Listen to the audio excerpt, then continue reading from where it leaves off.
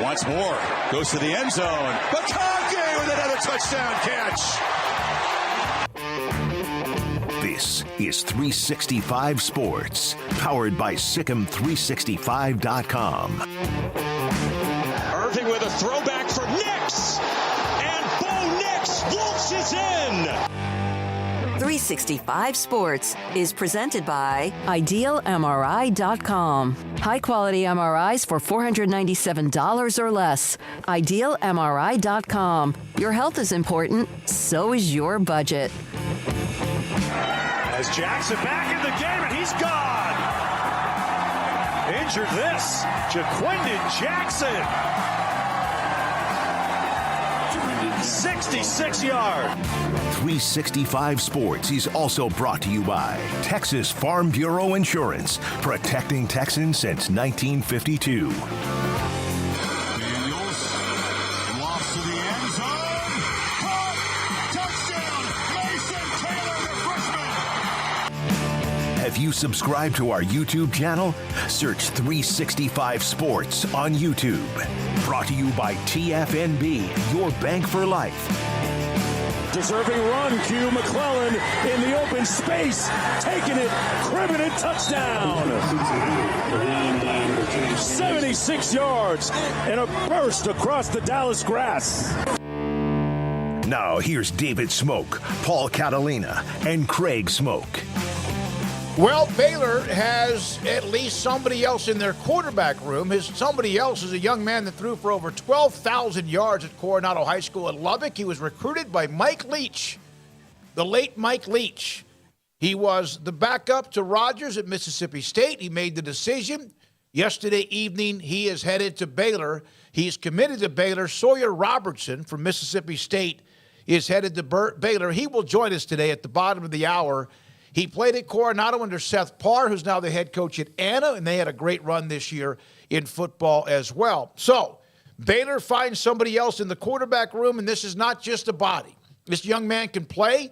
Blake Shapen, of course, is right now the only returning quarterback in the room, and Sawyer Robertson, somebody that we'll have on at 3:30 today to discuss. I've learned a lot about him. We'll have him today at 3:30. They needed somebody, one, to push as possibly a starter, to push Blake Shapen to push back, and for them to compete against each other so they can actually be a lot better at that position in 2023. Yeah, it'll be interesting to see how that goes. And Sawyer Robertson has a lot of eligibility left. 4 years, I guess, so left, and that's great for them because now you've got a guy who, even if he doesn't win the starting job, you've got some time with him to go through that. And if he doesn't win the starting job, that to me hopefully means that Blake Shapen improved and made it so that nobody else was going to be the starter. And they still need to get one more because you got to have at least three quarterbacks on scholarship. So we'll see how that goes. But getting this one out of the way has got to be a big relief to the staff who didn't have a plan B at quarterback after Austin Novosad initially. So far worked out, I think, pretty well.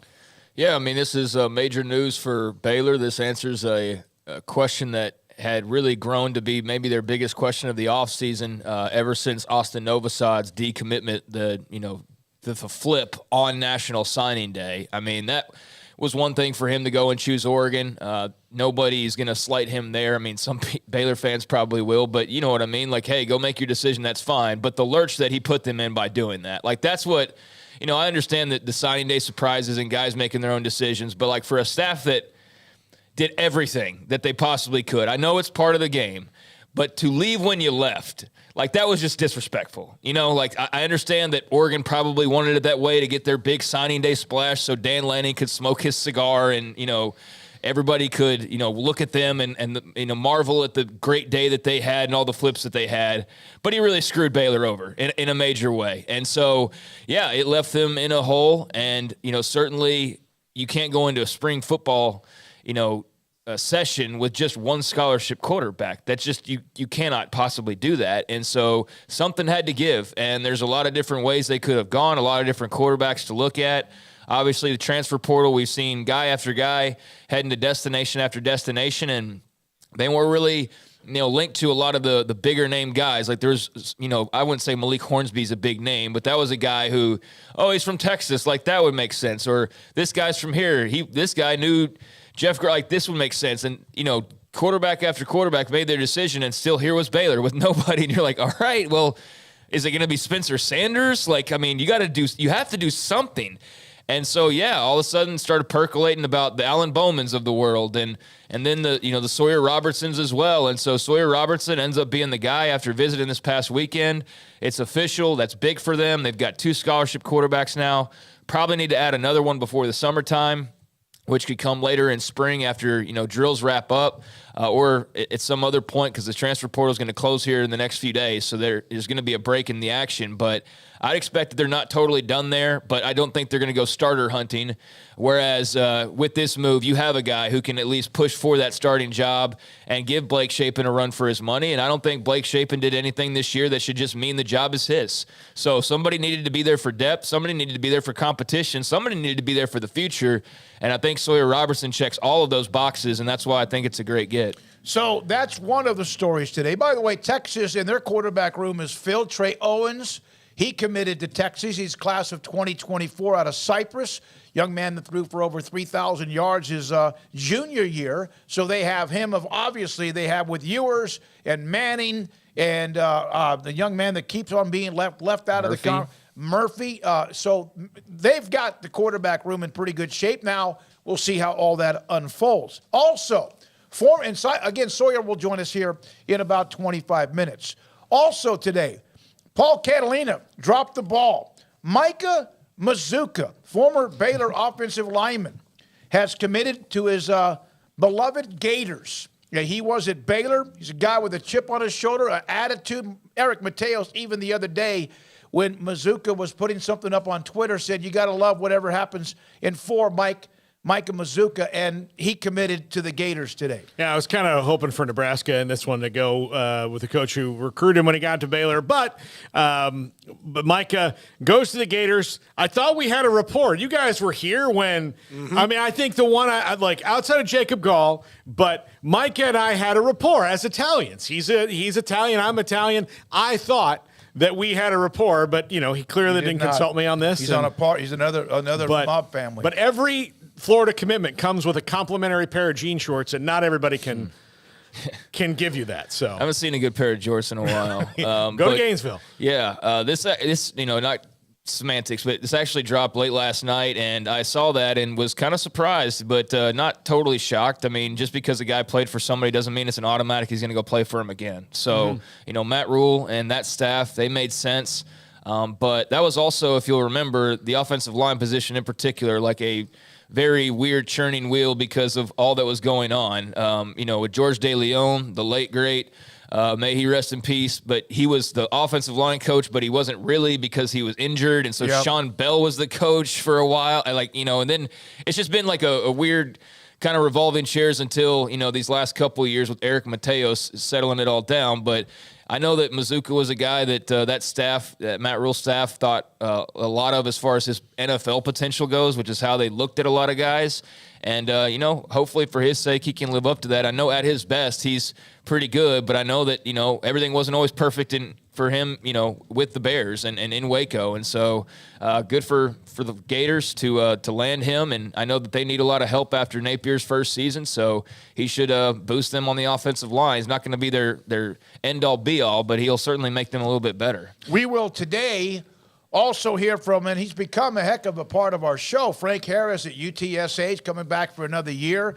He's headed to Tyler, as is Bijan Robinson and Max Duggan, for the Earl Campbell Tyler Rose Award dinner tonight at Willowbrook Country Club. And we will have Frank Harris on today at 4:45. Deuce Vaughn, also one of the finalists, not able to attend. His parents will be there, but he will not be there in attendance. And we'll see possibly one of the two that I mentioned. Other than Frank Harris, there's a chance we may get one of them in the 5 o'clock hour. John Paul Richardson, Oklahoma State, headed to TCU. Jordan Birch, we've been discussing him, right? Yeah. He's headed? Oregon. Jordan Birch, had he kind of come out the first day of the portal, he would have been a top 5 guy in the portal no matter what. He was a 5-star recruit in the class of 2020. He's played well at South Carolina. It's kind of weird. Like, everybody's kind of bullish on South Carolina, but they've lost both their defensive ends now in a matter of 3 days. Both their tight ends, their starting running back, Spencer Rattler's coming back. So I don't know what to think about them because they've lost a lot of players, but that happens when you have a new coach and Shane Beamer. But Oregon continues to do really well in the offseason and building their team. And they bring in Jordan Birch. And, of course, the connection, Dan Lanning recruited the heck out of him when he was at Georgia in that class. You mentioned Rattler. He did announce, in fact, that he's coming back for another year. And Craig, Oregon's hot. Obviously, South Carolina had a great run near the end of the year. John Paul Richardson, I didn't give you a chance to comment on him if you want, as far as some of the other news in college football. Yeah, I mean, Birch is obviously a huge pickup for Oregon. They're doing their thing right now with Dan Lanning. I think that they've really assembled a lot of talent and, not done because, the talent acquiring business is never really done in college football these days. Even though I know we'll have some dead periods, that's not really stopping the machine in any way. So, yeah, they had a big signing day, obviously. We just talked about Novosad and then picking him up among others. And now adding Jordan Birch. They're going to be loaded for bear next season with Bo Nix coming back. So I'm sure there will be, sky-high expectations for the Ducks, and there should be. But on the John Paul Richardson front, it's going to be really interesting to see how Oklahoma State retools. This could be either, the start of the downfall of Mike Gundy in Stillwater, or it could be the remix that he's, going to come back stronger than ever and be the team that was in the, similar to the team that was in the Big 12 championship game a couple years ago versus what we saw this year where everything just felt sort of dysfunctional and, injuries obviously played a part as well. But they had a rough run. And so, to lose another guy like John Paul Richardson is a really good player. That hurts, but I am curious to see if Gundy's got like some magic in the wings or if this really is just like there's not going to be, any grand comeback. I think he's got more magic than the likelihood of them not being able to rally, but they could stand to, have some good news throughout these next few months. And as far as TCU goes, they're losing a lot of talent.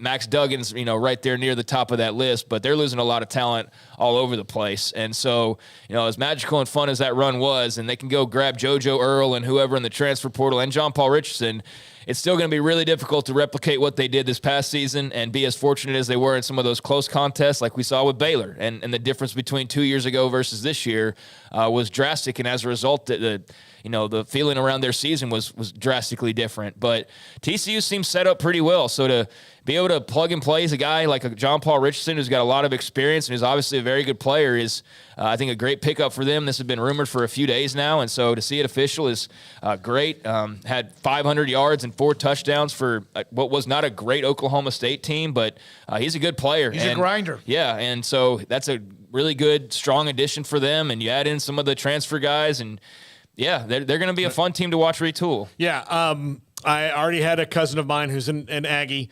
ask me about why is Bucky's kid not coming home, and I think it's pretty obvious why he's not. John Paul Richardson is not a culture fit at A&M, and sometimes you want to cut your own path anyway, but I was kind of surprised because I thought that maybe that's what that meant, like maybe he's going to go to A&M because they've got really stud wide receivers in Moose Muhammad and Evan Stewart, but they need a guy like John Paul Richardson, but I can go back in the annals of Jimbo Fisher as a head coach, and he's not really a worker bee guy.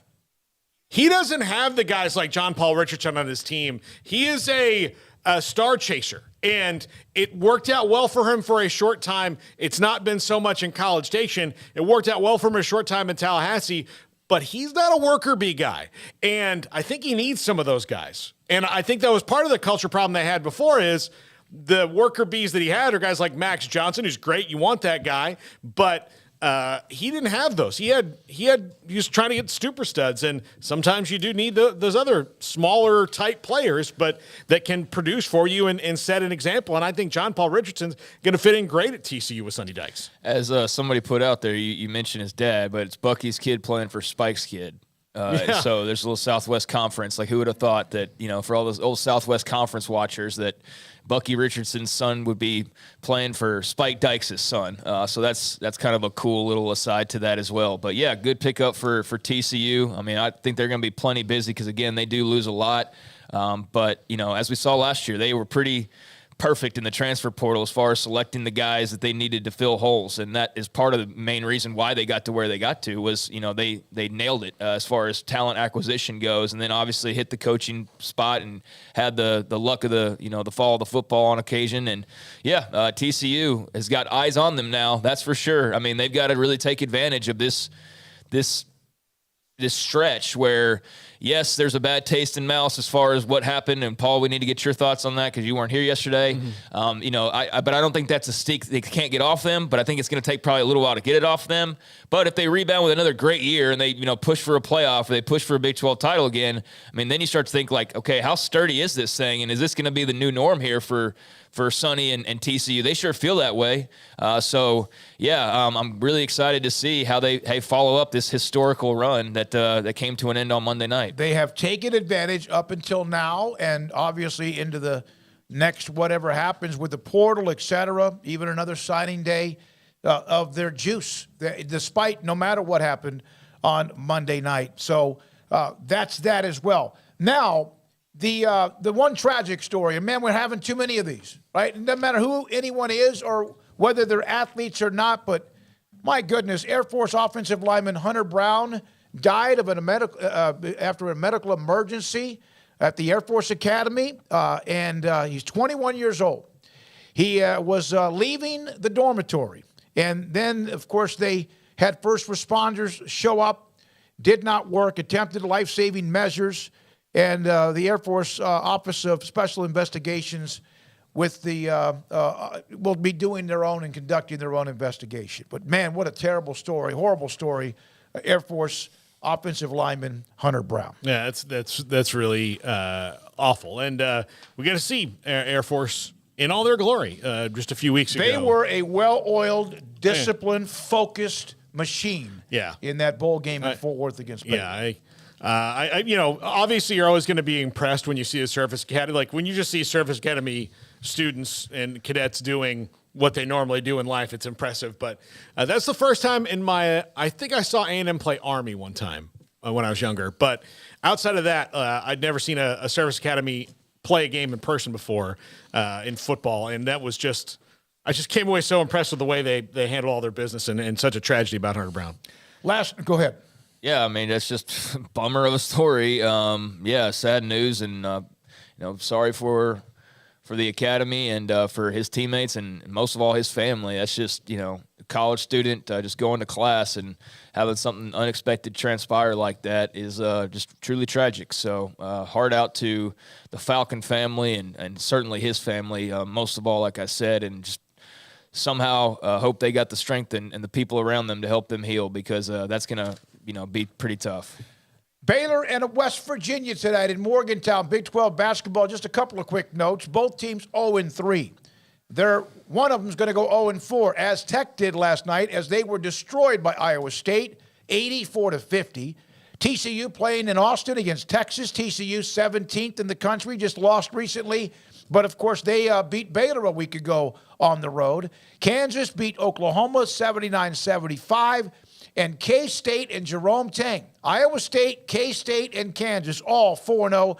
K-State and Jerome Tang and company beat Oklahoma State by 8 last night. Baylor women home against Oklahoma State. That game tonight on ESPN+. This is an interesting note. Kentucky's 1-3 in the SEC.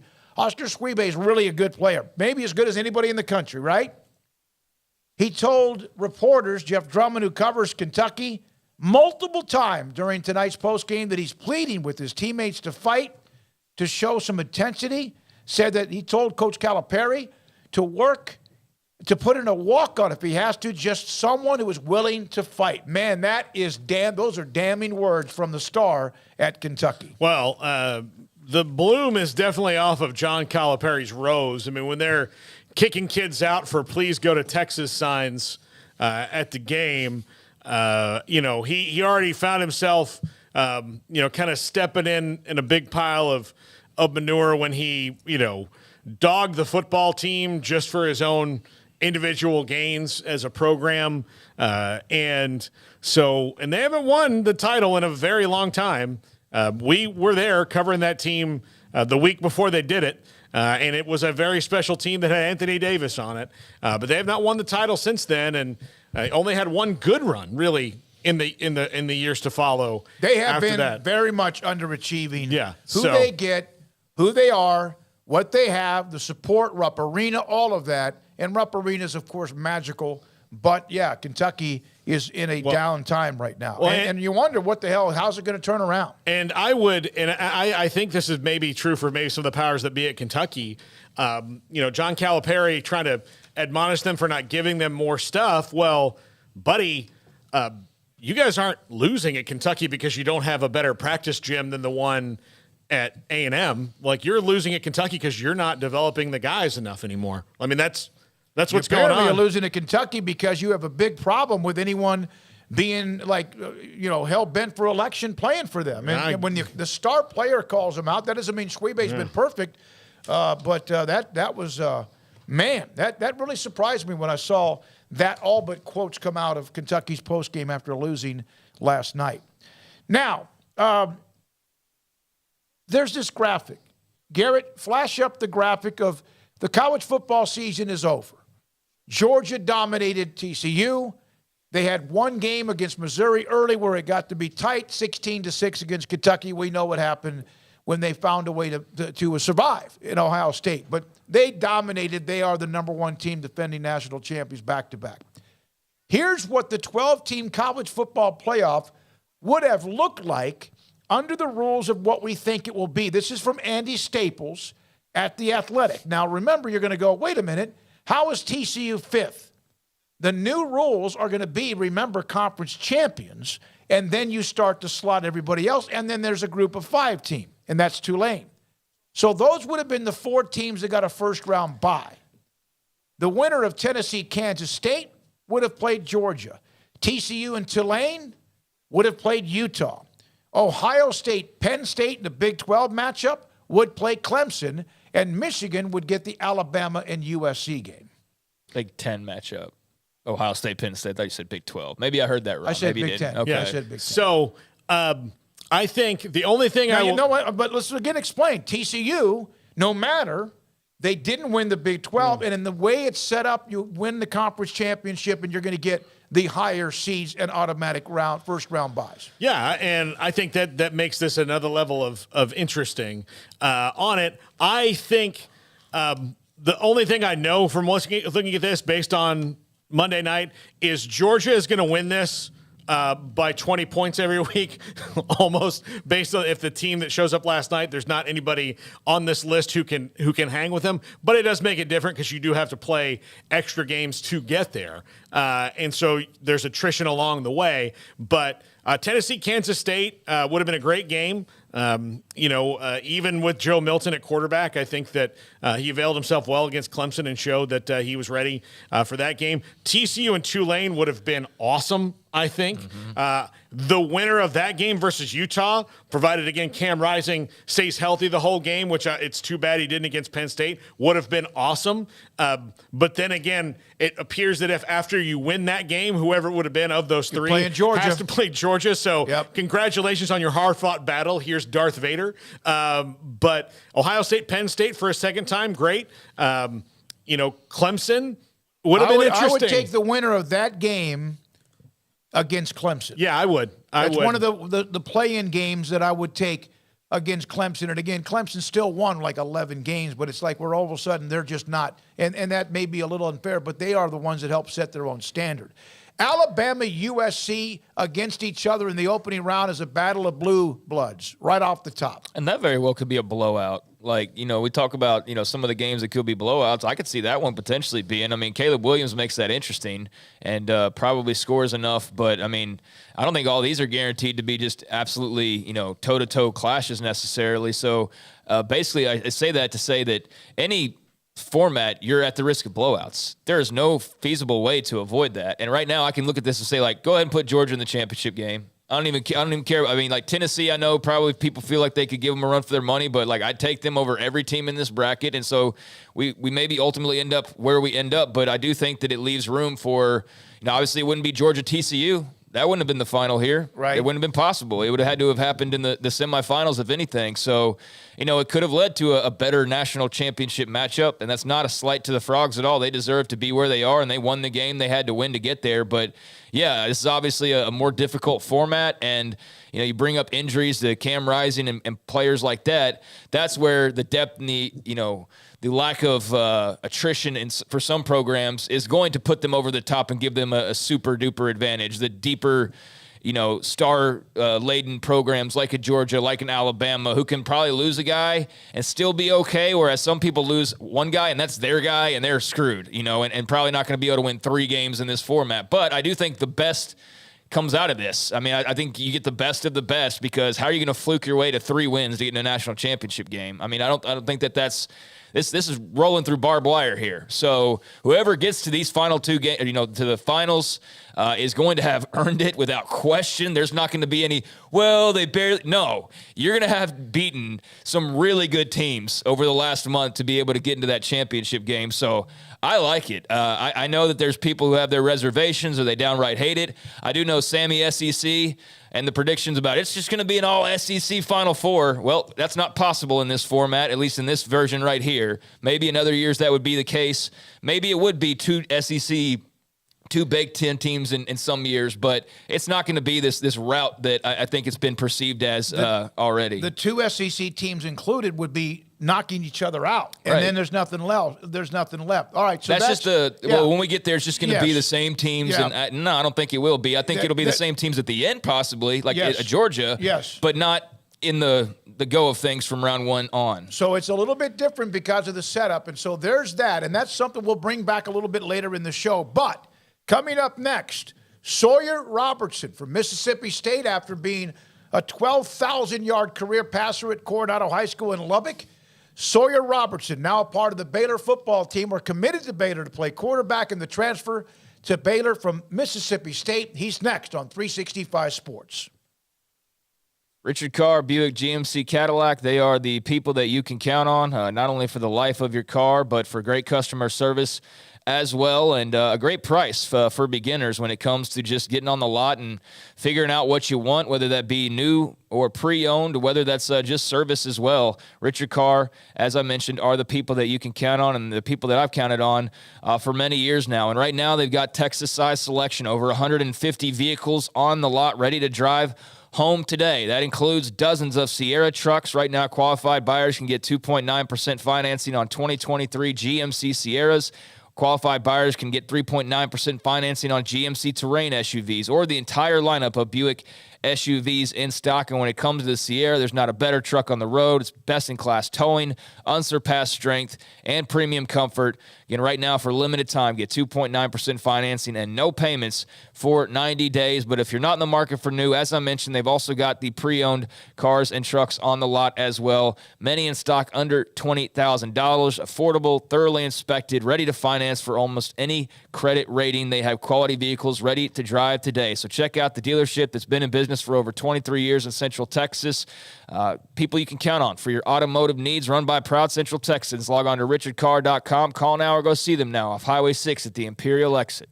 Pizza, burgers, and Bears football. There's no place around Waco that serves them all other than Bubba's 33. Come show your green and gold and enjoy some of Waco's best food and beverages while watching your favorite team, the Bears. When real Bears fans get hungry, Bubba's 33 is the #1 spot for ice-cold drinks, hand-stretched, stone-baked pizzas, and bacon-infused burgers. Join us for indoor or patio dining. Bubba's 33, Waco's restaurant and proud supporter of Baylor Bears football. Sick 'em, Bears.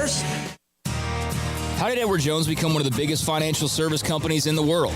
by not acting that way. Financial strategies, one-on-one advice, it's a big difference, and that's why Brad Wilson, your Edward Jones financial advisor, makes sense of investing. Experience the difference for yourself. Brad Wilson, 250 Sharon Drive in Woodway, 254-776-4337.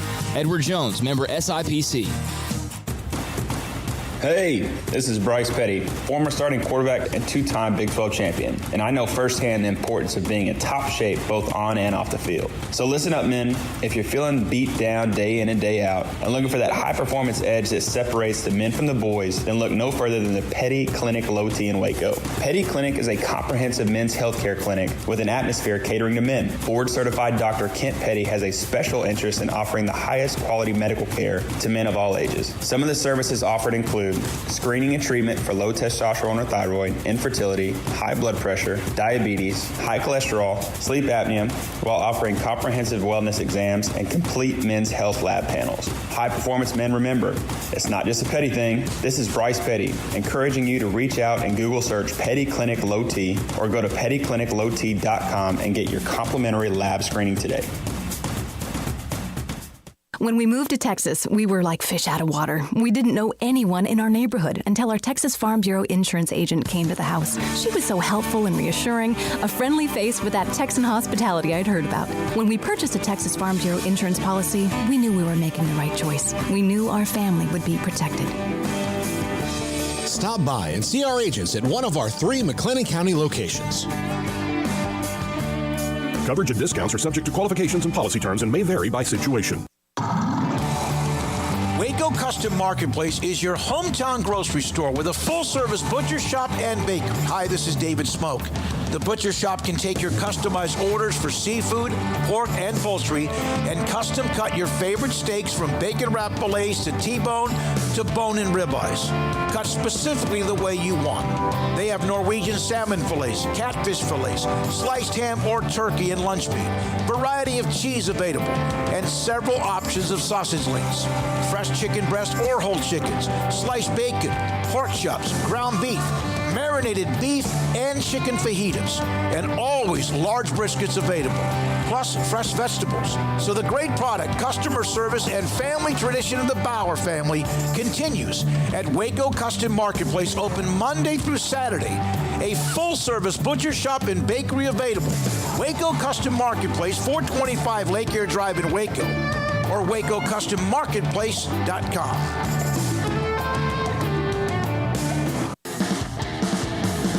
This is 365 Sports. The 3 o'clock hour is sponsored by Waco Custom Marketplace. Meats, sweets, Texas treats, and a cut above the rest. 425 Lake Air Drive, Waco.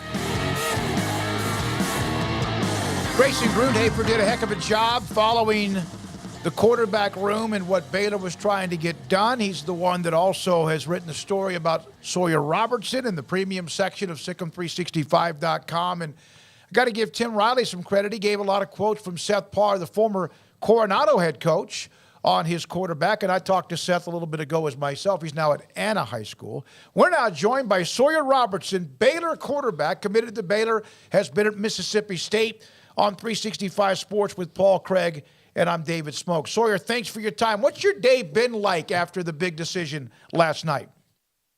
I was able to kind of put my phone down right after it and hang out with the family a little bit. But today has been a lot of phone calls, a lot of texts, and it's kind of been nonstop. But I'm all for it, and I'm happy to get to Waco. Sawyer, I know that the last month has got to be pretty, a roller coaster for you. I mean, with the loss of Coach Leach, the guy you went to go play for, that kind of seeing how things are going to go at Mississippi State, making that decision, was there like an overwhelming sense of peace when you finally got to figure out where you're going to be now? Oh, there's no doubt. And you're exactly right. The last month has definitely been a roller coaster. I can't even really put it into words, but, it definitely feels like a weight has been lifted off my shoulders, and I can be more excited. So, Sawyer, take us into your journey now with Baylor and how this got started on your end and just sort of where it led from, I guess, that initial communication and however that popped off to where you felt comfortable enough that these were the guys you wanted to play with and play for. I mean, obviously, being from Texas, I was able to keep up with Baylor since last season, since they won the Sugar Bowl. I thought that was pretty awesome. And then, it just kind of, the way I can put it is there's a lot of luck involved with, this whole transfer thing. Who is to say Baylor was even in need or looking for a transfer quarterback a month ago? You know what I'm saying? Yeah. And so there's just a lot that goes into it. But I believe God's got a plan for everything, and this is where it's led me. So I'm super excited. Did Baylor recruit you at all when you were coming out of Coronado High School? Yes, but it was kind of a weird situation, and I'll explain why. So I kind of committed early. I committed my junior year, literally the week before. I mean, I think I had already made up my mind, and I was about to post it, and that's when I believe it was Coach Fedora at the time. I could be wrong, but he called me and basically just said that Baylor was interested, and especially in this business, you gotta have respect for people's times. And so I just told him, I was like, Coach, I already have my mind made up, but I appreciate you for your interest. Sawyer, have you since the decision? Obviously, Baylor's quarterback room was Blake Shapen, and everyone else is gone, whether it's transfers, eligibility is out, or whatever. Have you had any conversations or texted back and forth with him yet? And if not, what will you say to him when you see him? Haven't had any contact yet. I did, follow him on social media just, because I wanted to, he's going to be my future teammate. And when I see him, I'll just, obviously he's a great quarterback, a lot of talent. Like I said, I've been keeping up with Baylor, and so I know all about him. And I'm really looking forward to working with him, learning things from him. He's got some experience under his belt, and I know he's going to make me a better quarterback. Sawyer, who were you a fan of when you were growing up, like in your recruitment, or were you kind of not pointed in a certain direction, which is why you chose Coach Leach at Mississippi State? You're talking about school. Like when you were a kid, who were you rooting for? Because you grew up in Texas. Just curious. Well, early, grew up in Lubbock. So early on, back with Graham Harrell, Michael Crabtree, Texas Tech for sure. I mean, they were rolling. It was fun to watch. Coach Leach, all those guys. And then, kind of hit a dry spell after that. Texas Tech started losing games. Wasn't as fun to watch.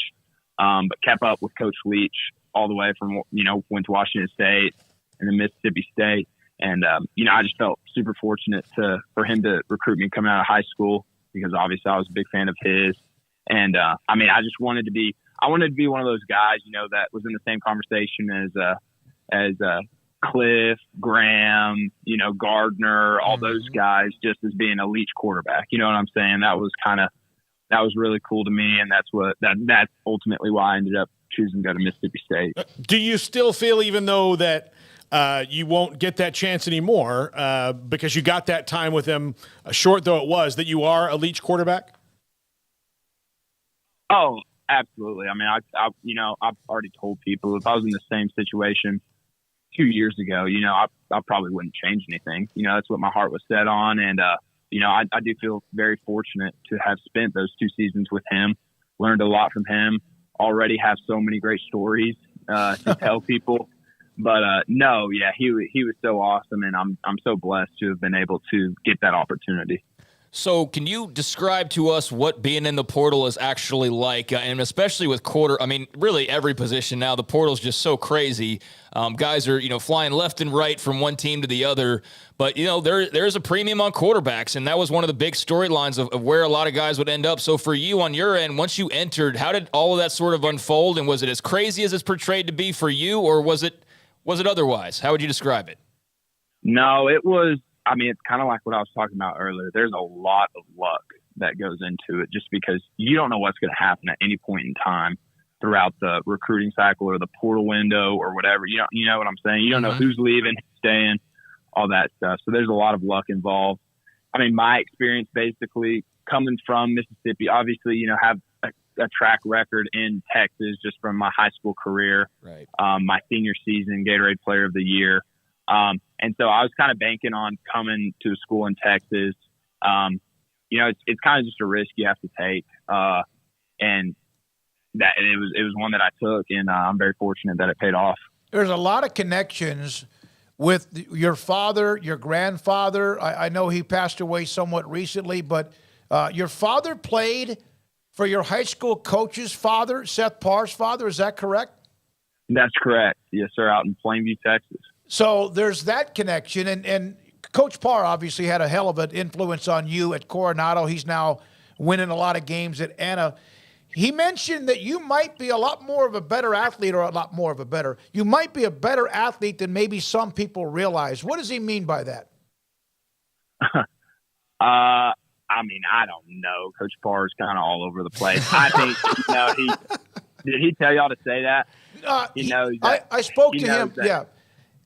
He knows that saying that kind of gets under my skin a little bit. We've talked about it before. People say that I'm an underrated athlete. I guess I just don't look athletic to the eye.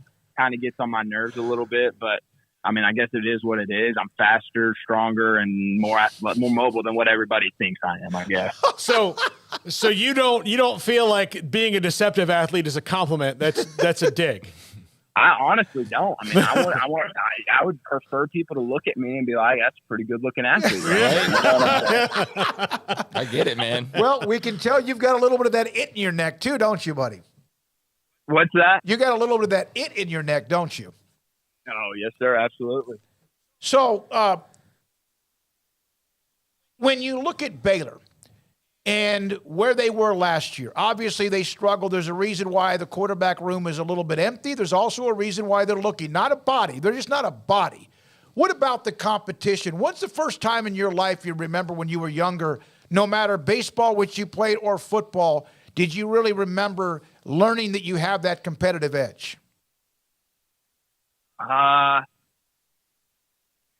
Honestly, there's not a certain time I remember, but I mean, there are just so many instances throughout my life. I just don't like to lose. You know what I'm saying? It's just, you could say very competitive family. My dad played baseball for the Expos, played football in college. My mom played college basketball.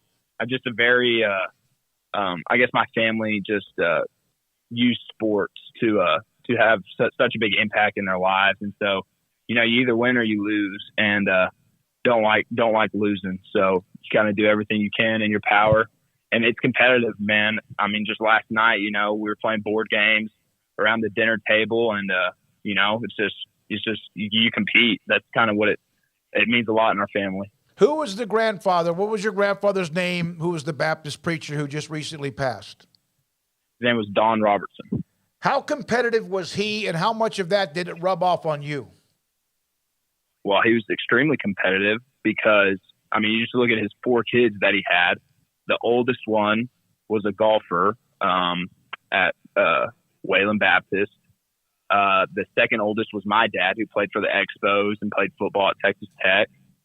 Okay, the third was a college basketball player at Hardin-Simmons. Mm-hmm. And then Alicia Robertson was a basketball player at Texas Tech. She holds numerous records at Texas Tech, and they don't just get that out of thin air. It came from their parents, and so I would say, yeah, the impact that he had on me was huge because the impact that everybody in that family had on me was huge. Sawyer Robertson, Baylor football commit, with us on 365 Sports. Sawyer, I know guys cross paths a lot, like camp circuits or just playing each other regularly. Do you have any guys that or are friends with or just kind of acquaintances with that are on this current Baylor roster? Are you going to be coming in with some familiarity? You're just kind of the new kid in town, so to speak? I would say for the majority, the new kid in town, there are a few people. I know Kyler Jordan. He's a defensive lineman. I played against him in high school. He went to Lubbock Cooper. He was a beast. I mean, he sacked me a few times, but my senior year we beat them, so I had to throw that out there. And then just a few other West Texas guys that go out there that I kind of talked to. And then, just here recently when I was on my visit, I was able to meet a few guys. And so it's good to have those connections. But, I don't think it won't take long to make friends and kind of get acquainted with everybody. Sawyer, you didn't start at Coronado as far as your football career. Was it at a private school, a 6-man football program? Yes, sir. So, I guess technically I didn't even play quarterback on that 6-man team. Really, I first started playing football my freshman year of high school. And that's when Coach Parr kind of took me under his wing and everything. And the reason I say that is because I played 6-man at a private school that my mom taught at. And so we went out there. Like I said, didn't even play quarterback. Hadn't really, I thought I was going to be a baseball player my whole life. Just kind of played football because I love to compete. And, it led me on this incredible journey to where I am now. See, you should, when your coach says you're a deceptive athlete, you say, I played 6-man football. That's basketball on grass, man. Exactly. Like, I'm all over the place. Entertaining, a lot of points, a lot of action. That's all you need to know. And your teammate, your best friend, was a football player at Tech on that same 6-man team? Yes, his name's Charlie Robinson. He plays tight end at Texas Tech now. So you had that athlete, you, and also your oldest brother was there, and isn't he a track star or runs like a 10-300? Yes, he was the best player on the team, and it wasn't very close, So me and my buddy who's not at Texas Tech were doing a lot of blocking for him, and he just kind of ran all over the place, scored a lot of touchdowns. After the game, all my family members going up to him, congratulating him on such an outstanding game, and I was just kind of there, thanks, guys. Remember me?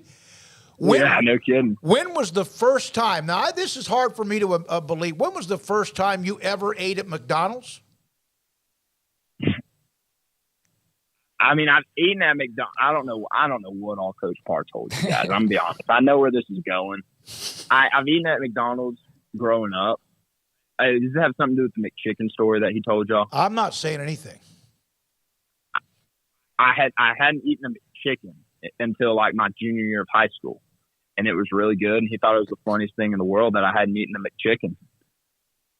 When you visited your friend's house, how many of their snacks did you eat rather than the snacks your mom put together? Well, my mom was always, and a lot of credit goes to her. Maybe I am as tall as I am because of her, but my mom was very healthy, getting all the organic foods, organic snacks, and it's just the fact that they don't taste as good as all the other snacks. And so whenever I was able to go to my grandparents' house or friend's house, that's when you kind of load up on all the real snacks, and you go from there. All right, one more thing, non-football. How competitive are you as a fly fisherman? Extremely competitive. It kind of ruins my day when somebody catches more fish than I do. But that's not just with fishing. That's with anything. I want to be if we're out catching butterflies, I want to catch the most butterflies. So. Have you enjoyed it? Is what it is. Yeah, have you enjoyed today? You mentioned you opened up your phone all of a sudden, guys like me trying to get a hold of you, plus family, friends, people, teammates, etc. Has it just been, Paul mentioned it, you said it's been kind of a relief. What kind of a day has it been overall? It's been great. No, it's been great, because I think it's just the excitement. I'm going to get to go to a very prestigious school, an awesome school, and I'm basically going to live out a dream that I've had since I was a little kid. Get to meet all kinds of guys that I'll get to play ball with, and I'm just so excited. And today's kind of felt like the first day of that journey taking place. You know what I'm saying? Mm-hmm. Of all the coaches on the Baylor staff, who have you spoken with the most? Is it Sean Bell, Jeff Grimes? Is it Dave Aranda? Who is that? It would probably be Coach Bell. It would be Coach Bell, but when I definitely spoke to Coach Grimes quite a bit and Coach Aranda, and, those guys are very impressive. I just love everything about all of them. Sawyer, you thought you might play in the Big 12 with Texas Tech. You ended up playing, of course, you will be at Baylor. Congratulations on your decision. Good luck. Good-looking career, what you had, and also can't wait to get to meet you down the road. Good luck. Thank you so much. Thank you guys for having me. Sawyer Robertson, Baylor commit at Sawyer Robertson 12.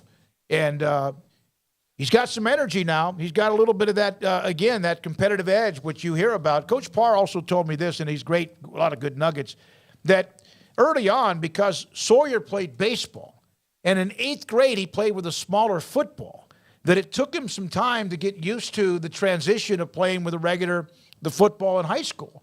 Because the baseball's smaller and the 8th grade football was smaller, and sometimes the pass would wobble a little bit, but Coach Parr said it always got where it needed to go early on, no matter if it was spiral or a little bit just off. It always found where it needed to go. So that was kind of a neat background story on him as well. So there's Baylor, the quarterback room. Blake Shapen, the returning starter for Baylor, and Sawyer Robertson, Coronado High School out of Lubbock. All right, when we come back, a couple of other nuggets here to close out the 3 o'clock hour. Former Baylor quarterback Cody Carlson at 4:30. Mack Rhodes mentioned him yesterday, part of that NIL advisory board. Also today, Frank Harris of UTSA, Paul's Top 5, and more. And this is 365 Sports. Alan Samuels, Dodge Chrysler, Jeep Ram Fiat, Loop 340 east of 84 in Waco. And they are starting their January event, the Start Something sales event, kicking off for 2023 with a big bang. Right now, 2.9% for 72 months on the 2022 Ram 1500 crew cabs. All of the trim levels available, Lone Stars, Laramies, and top-of-the-line Longhorn and Longhorn Limited. The Ram 1500 Lone Star crew cab, plus 4.9% financing for 72 months. You can pick up the best selection of Ram trucks at Allen Samuels in Waco. They also have the available 1.9% for 72 months and $2,500 on the new 2022 Jeep Grand Cherokee Limited with second and third row seating options available. That's right. That is the limited and also the $2,500 in total values. Allen Samuels, Dodge Chrysler Jeep Ram Fiat, Loop 340 east of 84 in Waco. From the first workout to the last practice, sports is an incredible challenge. Hi, this is Dan Ingham with the First National Bank of Central Texas, and we're proud to support each athlete, every parent, and our educators. From families, small businesses, to the biggest industry, we're here to help. With remarkable products like First Free Checking, we've got banking ideas that fuel big dreams. The First National Bank of Central Texas. Familiar faces making local decisions. Member FDIC, Equal Housing Lender. At Ideal MRI, we feel blessed to be a part of the Waco community. We're a small family business right here in Central Texas, and our goal is to bring down the cost of healthcare while maintaining high quality. At times like this, the cost of healthcare has never been more important, and unfortunately, significant illnesses and injuries still occur. That's why Ideal MRI is open and here to serve you through the difficult time. We offer premium MRIs just like a hospital with state-of-the-art technology and specialists, but you'll pay less. Sometimes thousands of dollars less, whether you're using insurance or not. At Ideal MRI, we accept most insurance and there are no hidden costs, even offering financing if that's needed. Everything included in the price, and you'll not get something as a surprise in the mail later on. If you need an MRI, ask your doctor about Ideal MRI. They'll know. You can schedule an appointment safely from home online in minutes at idealmri.com or give us a call, 833-IDEAL-MRI, idealmri.com. In the market for a quality metal building? Since 1943, Pioneer Steel & Pipe has helped Central Texas residential and commercial customers with metal building design, panel options, building components, and trim options. Pioneer Steel & Pipe's residential line is energy efficient, offers low maintenance, reduces insurance payments, is impact resistant, and carries up to a 45-year limited warranty. In addition, they can also help you find a metal building contractor for your project. Pioneer Steel & Pipe with locations in Waco and Bryan and at pioneersboys.com.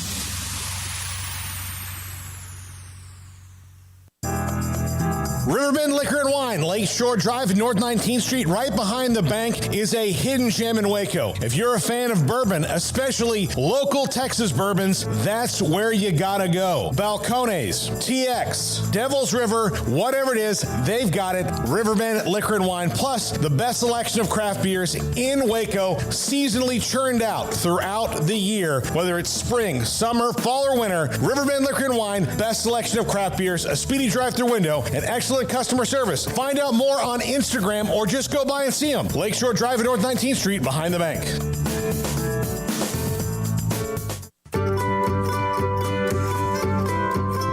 You want to know why Stonewood Dental is so successful? Listen to what happy customers have to say.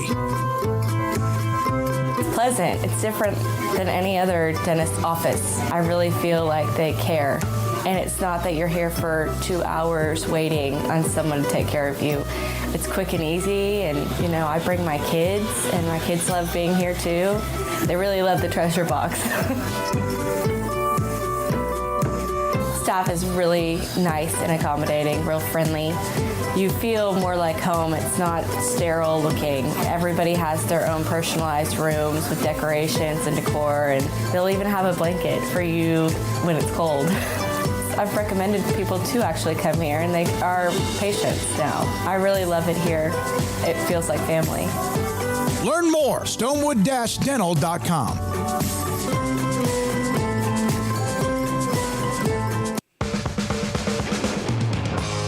This is 365 Sports. Text us at 254-339-1122. The Sikkim 365 radio text line is sponsored by Riverbend Liquor and Wine, with the most extensive variety of craft beer in Waco. A hidden gem on Lakeshore Drive and 19th Street. Chat room going crazy. The text line, of course, always rolling along. David Smoak along with Paul Catalina and Craig Smoak. This is 365 Sports. And we have a little opening here for the next few minutes. Frank Harris from UTSA, part of the Campbell finalist group. He'll join us at 4:45, and then Cody Carlson at 4:30. Beer cans and Bud and Baddies. Tennessee and Bama have no chance in hell of stopping Georgia next year. Bama will not even win the SEC West. They will lose 3 games minimum. Well, we'll see. I mean, we'll see. I mean, Alabama, to me, has 2 big questions they've got to answer, and that's, they're going to have very young quarterbacks. They're taking over for Bryce Young, and they need to, start hitting on some wide receivers again, which is kind of weird that, of the 15 best wide receivers in the league, 5 to 7 of them are from Alabama over the last few years. But, right now they don't have those guys that they did. And it's probably a 1 to 2 year hiccup for Nick Saban. But those are the things you're going to have to get better at. But the thing I'm curious about Georgia, and I have many thoughts on the game the other night I didn't get to share yesterday because I was out. But with Georgia next year, I mean, they don't even really have a challenging game until later in the year, and that's just assuming that Ole Miss and Tennessee are going to be good again. Right. And so their schedule is one of the softest ones to follow up a 2-time national championship run that you're ever going to see. And so they're probably in the playoff just by virtue of that they could easily go 12-0 and through their schedule and then just lose in the conference championship game if that's their first one. If in fact they, again, as Kirby Smart mentioned about the entitlement factor, if they stay focused and all that. And again, they were supposed to play Oklahoma. We've documented that before, and that game was taken away for the reasons of, I guess because eventually the SEC, even though it's not next year.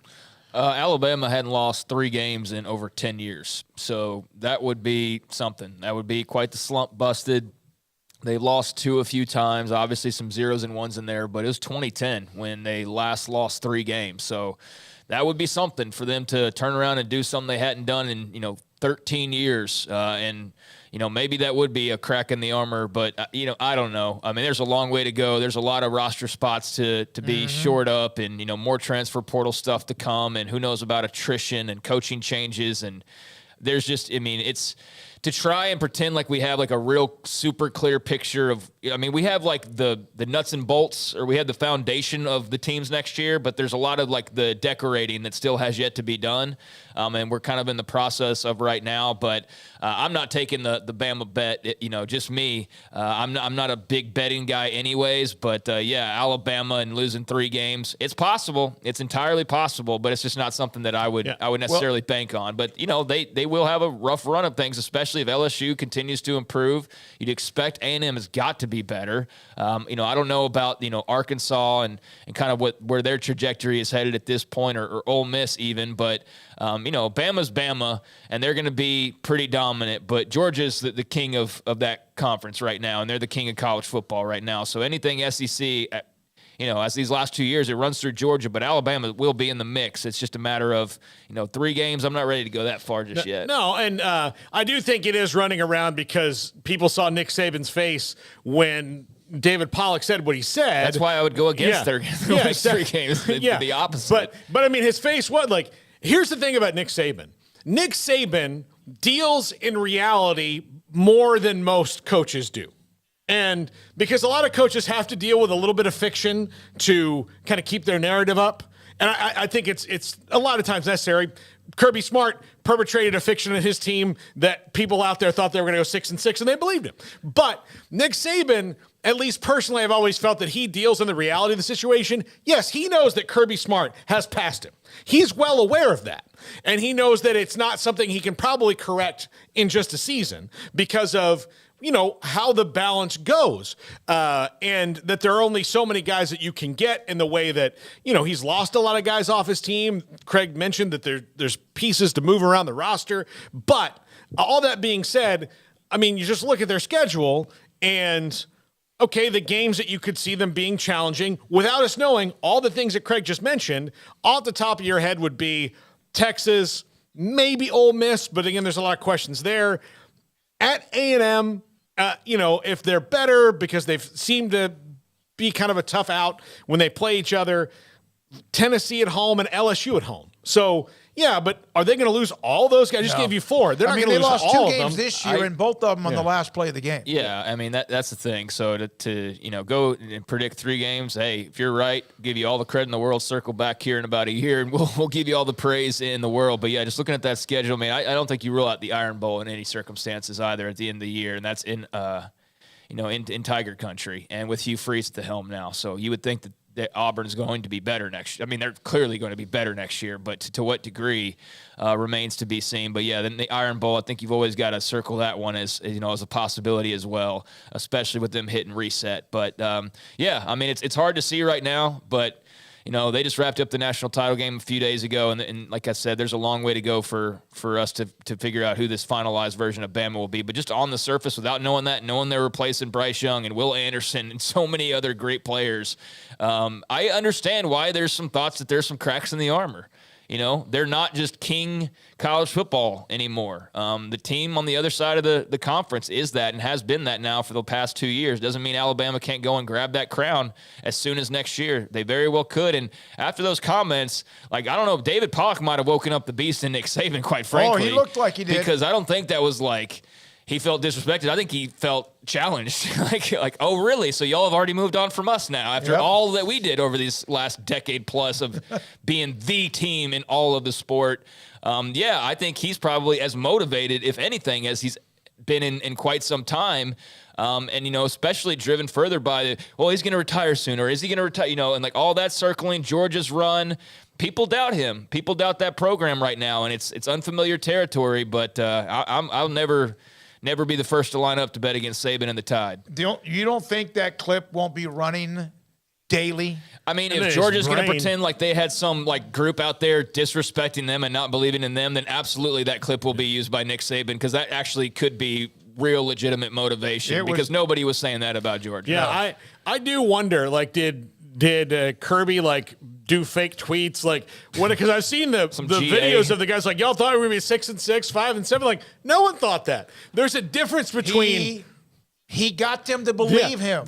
But see, and part of that is semantics. I think there's a difference between nobody believing that you can which was TCU, because nobody believed that they could. That was a team nobody believed that they could. And after 65-7, yeah, all those people are right.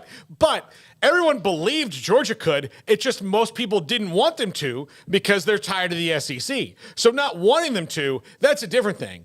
That's what I would have said. Is like, nobody wants you to do this. So go out and give them the double birds and roll over this team. But saying that people thought you were going to be 6-6, like, did you just find like a guy under the bridge and ask him? Yeah. I mean, what's they going on? They believed him. They absolutely, they were so lit and focused and edgy.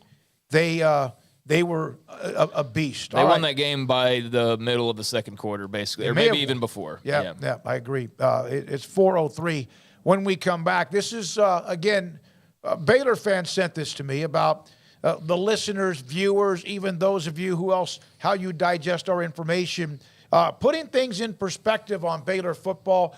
Also, the text line 254-339-1122. Frank Harris, UTSA, in about 45 minutes. And also look forward to hearing from former Baylor quarterback and Houston Oilers quarterback Cody Carlson on the NIL.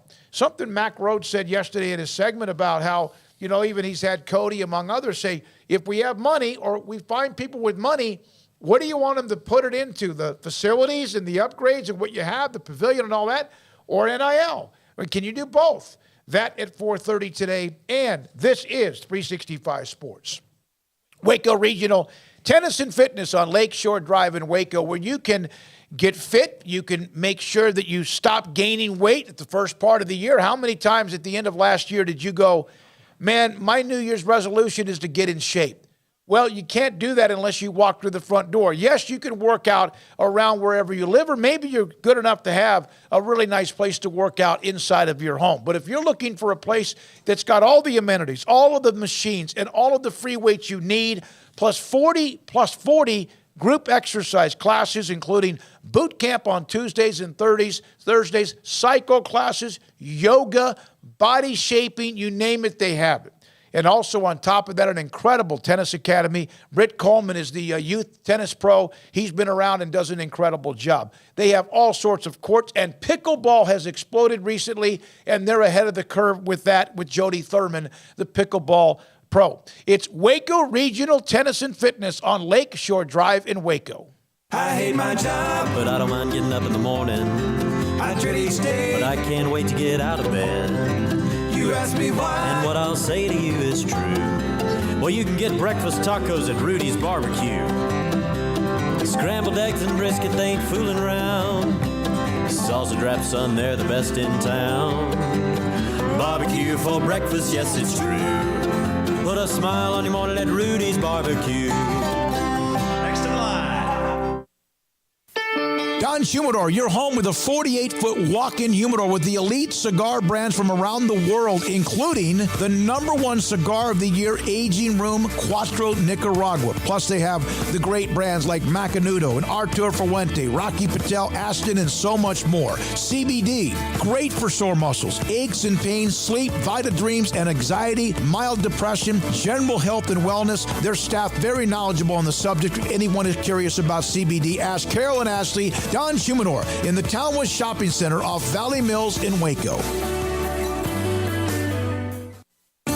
There are 26 letters in the alphabet, over 600,000 words in the dictionary, and just 3 of them said together can change everything.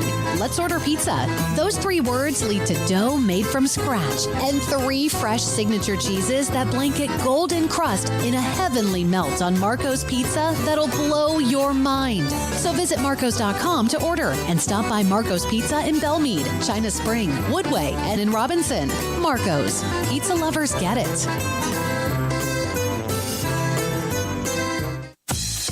Baylor Scott and White Southwest Sports Medicine and Orthopedics, the team physicians for Baylor Athletics, diagnosing and treating all sports-related injuries, including concussions. These specialists also provide orthopedic services for athletes and non-athletes alike, whether it's knee or shoulder pain, hand or wrist injury, orthopedic spine care, and even an arthritis and total joint clinic. Trust the doctors Baylor Athletics trusts. Baylor Scott and White Southwest Sports Medicine and Orthopedics wants to get you back in the game. Let Camille Johnson Realtors guide you seamlessly through the process of buying your dream home or selling your current one. Commercial, farm and ranch, or residential, Camille Johnson Realtors can smoothly and successfully lead you through any transaction. With a team of 28 experienced agents who are excited about serving you, Camille Johnson Realtors services the entire greater Waco area. If you're in the market to buy or sell, contact Camille Johnson Realtors, 104 Midway Center in Woodway, or find them online at www.camillejohnson.com. Camille Johnson Realtors, elegant, charming, warm. Welcome home. Boots add protection. Good boots help you climb better and move forward faster. And when your son or daughter steps into the boots of a U.S. Army officer, they also learn how to lead. In these boots, they'll gain more confidence with expert training in one of more than 150 occupational specialties.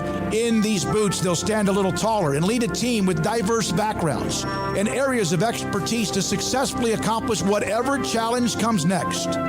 In these boots, they'll earn respect with valuable experience from day one that will give them solid footing for success into the future. Highly qualified candidates who earn a spot on our team can receive comprehensive health care coverage, college tuition assistance, and a bonus of up to $40,000. See all the things your son or daughter can achieve in our boots at GoArmy.com. U.S. Army Waco Recruiting Company, 254-598-8131 or 254-776-1543. This is 365 Sports, powered by Sikkim365.com. The 4 o'clock hour is sponsored by Boozer's Jewelers, the wedding ring store, specializing in custom jewelry and repair, all in-house. Now here's David Smoak, Paul Catalina, and Craig Smoak. The AFCA convention wrapped up in Charlotte, North Carolina. Kind of interesting. It was in Charlotte while the national championship game was on the complete opposite side of the country in L.A. with TCU and Georgia. You would think they'd try to match those up as far as the sites. AFCA, of course, located here with right just off the campus at Baylor off I-35. There's a strong consensus, a report on ESPN, and I also back and forth with Todd Berry. Coaches, FBS coaches signaled support for several key changes, rules changes in college football. One of them, potential for an earlier signing day period, extended bowl eligibility, and reevaluation of limits on the on-field coaches. The frustrations that schools playing by the rules on issues including tampering, sideline headset use, and on-field contact for support staff were being hamstrung, while those who flouted the guidelines endured no serious repercussions. Well, that's kind of a weird way in life to change a rule. But it comes when you can't enforce something. So if I'm going to give everybody extra headsets on the sideline, and what's going to happen to me when I'm caught? Nothing. Well, why not? Why not do it? So then, okay, then let's change that rule and just. First of all, why does that rule exist? Does it exist for a reason that everybody couldn't be equitable with unlimited headsets on the sidelines? Because eventually, there's only so many voices that can be heard. So what benefit does it have if you had, if the rule now is, I don't know what the exact number is, but say it's 20. You have 10 on-field coaches. But it's headsets on the sideline would be maybe some more people as well that are not necessarily on-field coaches. They're just, but whatever it is. So say you've got 15 overall headsets. Well, and the teams that are flaunting this are using 22. What benefit are they gaining from those 22 that you couldn't also gain? Is Gary Patterson on a headset this year? I don't think so. But he was there. Yeah. There was, and believe me, the chat room, you can tell me if I'm wrong, or the replay later on with all that goes down, and whoever else on Twitter, thank you. But I thought that the analysts were supposed to be analysts, that they weren't supposed to be so much game day coaches. I think that's already kind of there's a gray area there. Yeah. And I'm using Gary Patterson as a great example because he's an analyst at Texas. He's not the defensive coordinator. But my point being, and this is just me asking, is the rules in place to make sure, right, that there's not 75 coaches on the sideline and all that stuff because a school like Georgia can afford that and a school like Utah State can't, right? So there's not, or Vanderbilt doesn't have it in the budget. But if the number really, like, if you look at what the realistic number is, so the schools that you have popped for doing this, that have gotten in trouble for it, what's the average that they're doing? So if 15 people have a headset legally and 24 people have a headset illegally, is 24 tilting the balance of power so much that you can't just make this not a rule? Isn't That's that like the question having, I have to answer. I would think that having an extra, even though it sounds like a cluster blank, if you ask me, like an air traffic controller with too many planes coming in, to me, if you're supposed to have 15 and there's a team that has 20 or 17 or whatever, I would think that's an advantage. Yeah. I don't know what the number is. But they'd have to, like, to me, they just have to show me why it is an advantage compared to it, because I don't know, because, again, like you said. Because you have more people live discussing something at that moment. Yeah, isn't it better to have 9? You would think it'd be less is more. But that's my point. But if you have 15, like, for example, here's Dave Clawson. With tampering, with analyst coaching, you can't enforce it. And if you can't enforce it, why have it? The analysts are not supposed to be coaching. Yeah, I think you and I are diverging on paths when we kind of agree here. I'm just saying, like, you kind of agree with me that the more people, if all of us started talking in the microphone right now, people wouldn't understand what we were saying. The more people you have on headset, it probably creates chaos. I guess to put it simply is, okay, who are the teams that are doing this, and does it show that they're winning? So is Georgia doing this? Obviously somebody is. Is Ohio State doing this? Or is A&M doing this, and they're 5-7? So 5-7 teams are doing it, and 14-0 teams are doing it. What's the difference? Yeah, I'm not really. I'm far more interested in the signing day part of what's being discussed. I think that's way more interesting in terms of impact. But on the analyst side of things, I mean, I would say on the one hand, you're right about the traffic jam that a lot of voices could potentially have. But then again, like, who's on headset, who's not? Like, I don't know in this scenario how that would work. I mean, you do have to have a chain of command still. You do have to have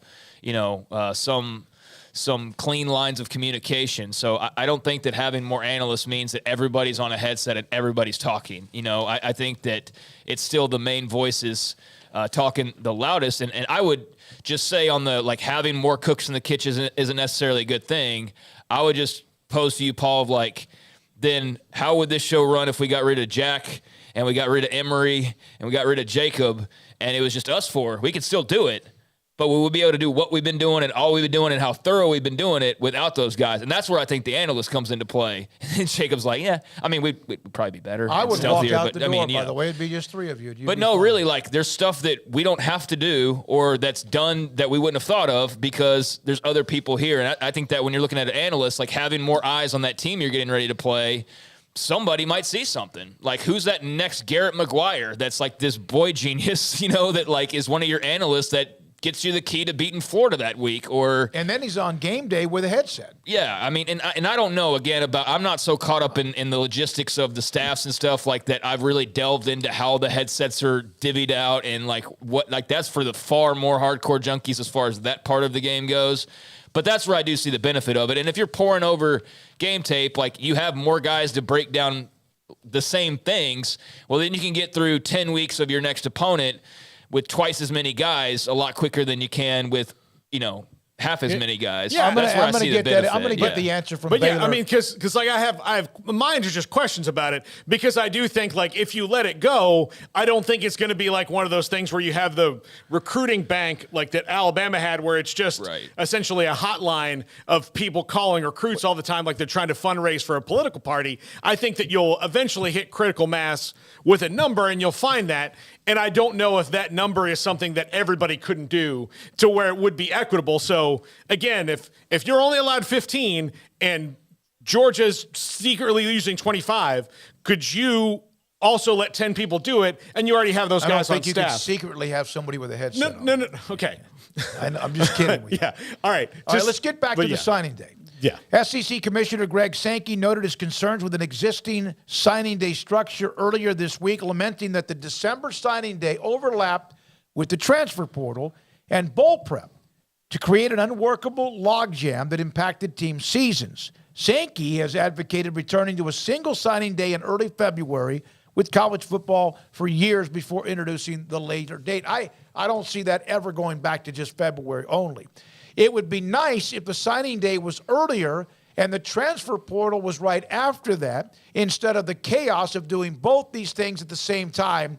It's so chaotic right now. Mack Roach said that yesterday, where everyone's pulling their hair out, including the student athletes who are being recruited. Yeah, Dabo Sweeney's theory on it is to have it, you can sign anytime after August 1st, so you can weed out the fake offers, which I think is like that idea. I actually really do like that. After August 1st, you can sign, so you can have that time, you can still recruit. All right, but what about a guy commits on August 15th, and we see this now, and all of a sudden on September 20th, Scott Frost is gone. Yeah, well, there's mechanisms in place for that now, so then why have it? Well, there's mechanisms in place for it, so why not have it? So there's rules in place for, look, Jaden Rashada just decommitted from Florida. He's already signed his national letter of intent. He's been there for 9 days, right? So he's backing out. There's a mechanism for it. So, what changes what the day is, whether that mechanism is put in place. Yeah, you'd wish that, and again, I know the argument would be you can't force a guy if he signs a letter of intent that he has to go to that school. Again, it's not about where he signs or who he signs with the school, whatever. That gets complicated. And right now, basically, in whatever you sign, it doesn't matter anyway because of what you just kind of said. Yeah. That's the thing is if you're just going to give waivers to everybody, then, what's the point? But, just if you're taking this on the surface, because, it's like the analyst thing. Like, we can delve into, well, what if this happens and what if that happens? Just on the surface, if some people think that there is a need for more analysts, then there's obviously some advantage that they see. But I've also read articles before, because you also lump in quality control coaches, and it's all kind of the same sort of thing. That's some ways for guys to get their foot in the door and work their way up. I think the big fear with that, and I know we're getting to the signing period part of it, but just finishing my thoughts from the other thing, I think the thing with that is you have these people that get worried that Nick Saban's suddenly going to stash Gary Patterson, and he's going to stash Sark, and he's going to stash all of these guys, and they're going to have a other coaching staff with the coaching staff. But it's never really worked out that way. I think maybe the limitations have placed some on that. But, I do think Paul's point of what's the cap? Is 50 guys going to be enough? And that's varied. If you look at Nick Saban, when he's had in years past, the ability to have a certain amount of coaches, it isn't always the maximum amount. He's actually gone backwards before. So I think it's all just whatever the right chemistry is for each team. So I'm not too worried about that analyst part of it and some of that goes, because there can be too much on a coaching staff. But I do think people fear a stowing away and accumulating all the talent to yourself kind of a situation. But as far as 10 coaches, isn't that about for recruiting? Isn't that that's the who can number? go out, go on the road and go recruit for you. Yeah. So that's why it's when George DeLeon got hurt, they made Sean Bell the O-line coach because they needed an O-line coach to go out and be able to recruit because George DeLeon couldn't go out and recruit, and so that was why that title was important and transferred the way that it was. But there's I said, there's a lot of details to that part of it that. Is probably better explained by others who have dabbled in all of that and how that works. But as far as the early signing day goes, yes, I roll when I think of the amount of waivers. It's great for the players, but it does leave something to be desired in terms of what actually means anything. If a guy can just pretty much leave whenever. So taking that out of the equation, because that's still something to be solved for later. I do think, especially after this past year, that they've got to do something to kind of even up or loosen up the traffic jam, because there was, from our experience, I'm hosting a National Signing Day show on Wednesday, and Baylor's in a bowl game 2 days later, and they're trying to close the class, make visits beforehand, people have practices, Christmas break, transfer portal, and then, hey, go play Air Force. That's... I know they get paid millions to do a lot of things, but that you are piling so much on somebody's plate that it's almost unworkable, and they worked through it, but it wasn't easy, and that was the case for a lot of other teams who played around that time as well. So I do think this year's was particularly later in the cycle, and just the way that it ran up was weird as far as just feeling really congested. So I don't think there's anything wrong with wanting to maybe go a different route. Now that we've experimented and kind of seen how the 2 signing days work for the last few years, I don't think we should just say, like, okay, this is just the way that it is and not look at it. I do think if there are some issues with it, and it does appear there are some issues with it, let's look at it and see if we can make it better. I don't know if it's necessarily going back to the traditional first Wednesday of February and that's it. I don't know if that's keeping December but maybe bumping it up. I don't know what the solution is, but I do think it's worth looking at, because that was quite the dilemma that was posed to a lot of coaches who are just simply trying to sign a class, but you're also asking them to prepare for a bowl game, deal with the transfer portal, keep their own roster at home, and like that's not really, that's not really workable. All right, from the Baylor fan that wanted to put things in perspective, because Baylor coming off 6-7, there's a lot of people wanting to like rip their hair out. So this is from Steve, who sent this to me. Smokey, for those listeners, and I know not all of you are Baylor fans, but this is obviously the part of the core of what we do, and we love to cover everyone else as well. For your listeners bemoaning the state of Baylor football, I compiled a record of all Power 5 schools plus Notre Dame and Brigham Young.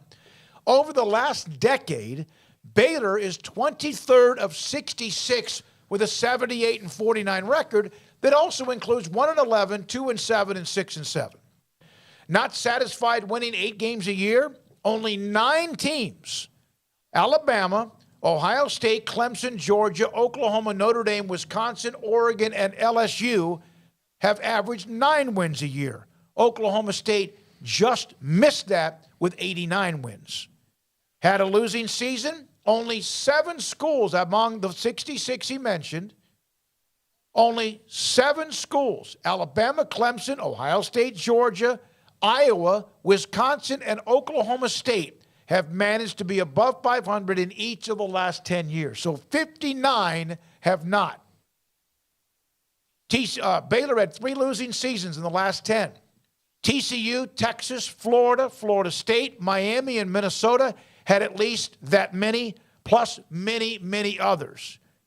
Texas ranks 36th out of 66 in win percentage the last decade. Baylor, again, is 23rd. Point is that almost everyone has ups and downs. Second point, Mike Gundy knows what he's doing. They rank 10th in win percentage over the last decade, despite what we, of course, saw last year as they melted down at the end, and also the transfer portal that seems to be an open border for them. Yeah, Mike Gundy can coach. I don't think there's any question about that. So that's why I said earlier that either, we're witnessing the downfall of his time at Oklahoma State after all these years, or he's about to ramp up and have one of the great rebound seasons that we've seen. I don't know which one that is just yet, but clearly things weren't okie dokie in Stillwater this past season, and so there's some departures, but sometimes departures can be good, even if there are a lot of notable names. Now, it does beg the question of how you replace all that talent. You can't just necessarily do that through portal acquisitions, but that's a team certainly that has an interesting storyline surrounding their head coach heading into this year, and just sort of the angst of where are they going exactly? What direction are they taking? Is this going downwards, or is this about to start ramping back upwards, or is this just at a stalemate? And I think that's what nobody really knows right now. As far as all those numbers you read off about Baylor and all that, I mean, that's great. But those are for the panickers out there. I'm not one of those. Which is how we started this. Yeah, and I don't need to be told that. But for those who do, that need to realize like that up and down seasons happen. I mean, I think everybody probably, if you've watched long enough, that's how it goes. But I know that you get that taste of winning in your mouth, and it's hard to taste anything else. Certainly the drop off this year was a lot further than I guess a lot of Baylor fans expected, but you got to show me a lot more and show me a couple more seasons like that before I start to panic or get too out of whack. And you know what? Like if they go out there and they start to just get stomped, and we saw like more Air Force performance in the first half of next year, you will hear me change my tune on that. But I haven't seen enough. I didn't like just the way this season unfolded. I think it did raise red flags in terms of just how it just never felt right. Like it just never felt like it was on the tracks all the way. It felt like they were one off, one on, and they'd get on and then be rattling, and they'd get like, it just never felt like the season got into a full swing really. And so, they've got to correct a lot of things, but I'm not throwing in the towel because of, a 6-7 season. That's just, you got to be realistic sometimes too. They're not going to win 10 games every single year. They're just not. They're not built for it, and not many teams are. Even the Blue Bloods in the conference don't do that. Oklahoma was doing it, but they had a wall that they met eventually as well, you know. So we'll see next year. Next year will be a key year, I'll tell you that. That will be a very pivotal year because something's got to give. But they had one in 2018 was a critical year, and then they had one in 2021. They've bounced back when it's been critical. Let's see if they can do it this year. Is that what you're saying? Yeah, I think it's also critical because you're going into year 4 with Dave Aranda, and he's given you 2-7, 12-2, and now 6-7. So is he going to be 6-7 again? If he is, then that's a problem. Then you got to start wondering, like, okay, is this more of who he is, or is it not? If he goes 2-7, which they wouldn't go 2-7 because that was COVID, but something along those lines of 2-10, 3-9, then there's a big siren that goes off. If they go 8-4 or above, then I think you feel okay because next year's team's going to be losing a lot, and you're not necessarily expecting them to be in the Big 12 champ mix. But you know, we didn't necessarily expect that of the team 2 years ago to be as good as they were, and they were. So you know, that's why I think we don't know exactly what to think of it just yet because we've seen really good, really bad, and pretty bad, and sort of, you know, like there's not a clear picture just yet of exactly what they are and who they really can be. I just know that when he was 2-7, he bounced back with a hell of a team, and a lot of it, yes, they had a lot of super seniors, et cetera, but he did. And so if he does that again, we'll see. I'm not expecting, don't tell me, I'm not trying to say 12-2. One quick note, we got a break for Cody Carlson. NFL coaching staffs don't have much more. I think last year one of the highest coaching staff numbers was 13. The two in the Super Bowl last year had 10. When we come back, former Baylor quarterback Cody Carlson, his thoughts about all of this. And then also, he's a part of that NIL advisory board at Baylor. What does all of that mean? What are those conversations? And this is 365 Sports.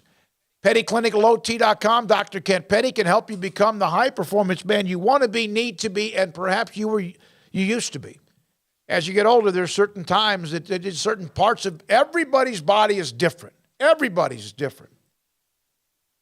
And 1 out of every 3 men have symptomatic issues of low testosterone. The one you hear about all the time is the sex drive, ED, etc. That could be you.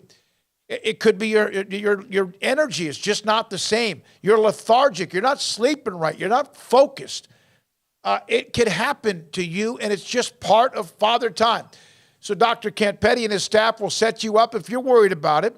Set you up by you contacting them by email or phone number at PettyClinicalOT.com. Set you up, get your blood work. He'll get the results. If your blood work is too low as far as your testosterone level, he can put you in a program to increase your testosterone levels and you become the high-performance man you want to be, need to be, used to be at PettyClinicalOT.com. In our logo and advertising, we say we are people that you can count on. What does that mean?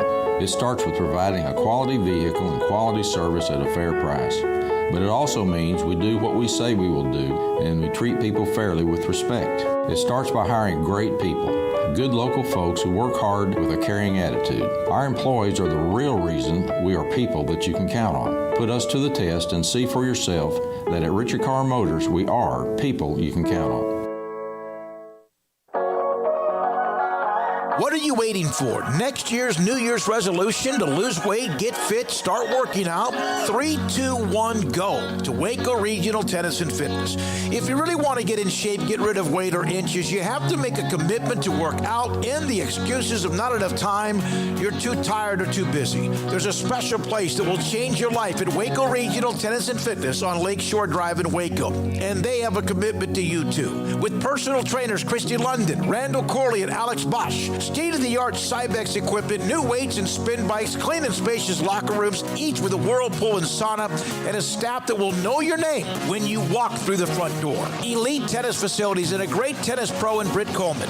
Waco Regional Tennis and Fitness is a place you can call home, a place you can work out on your own or with 40-plus group exercise classes. It's time for you to get in shape, lose inches, get fit at Waco Regional Tennis and Fitness on Lake Shore Drive in Waco.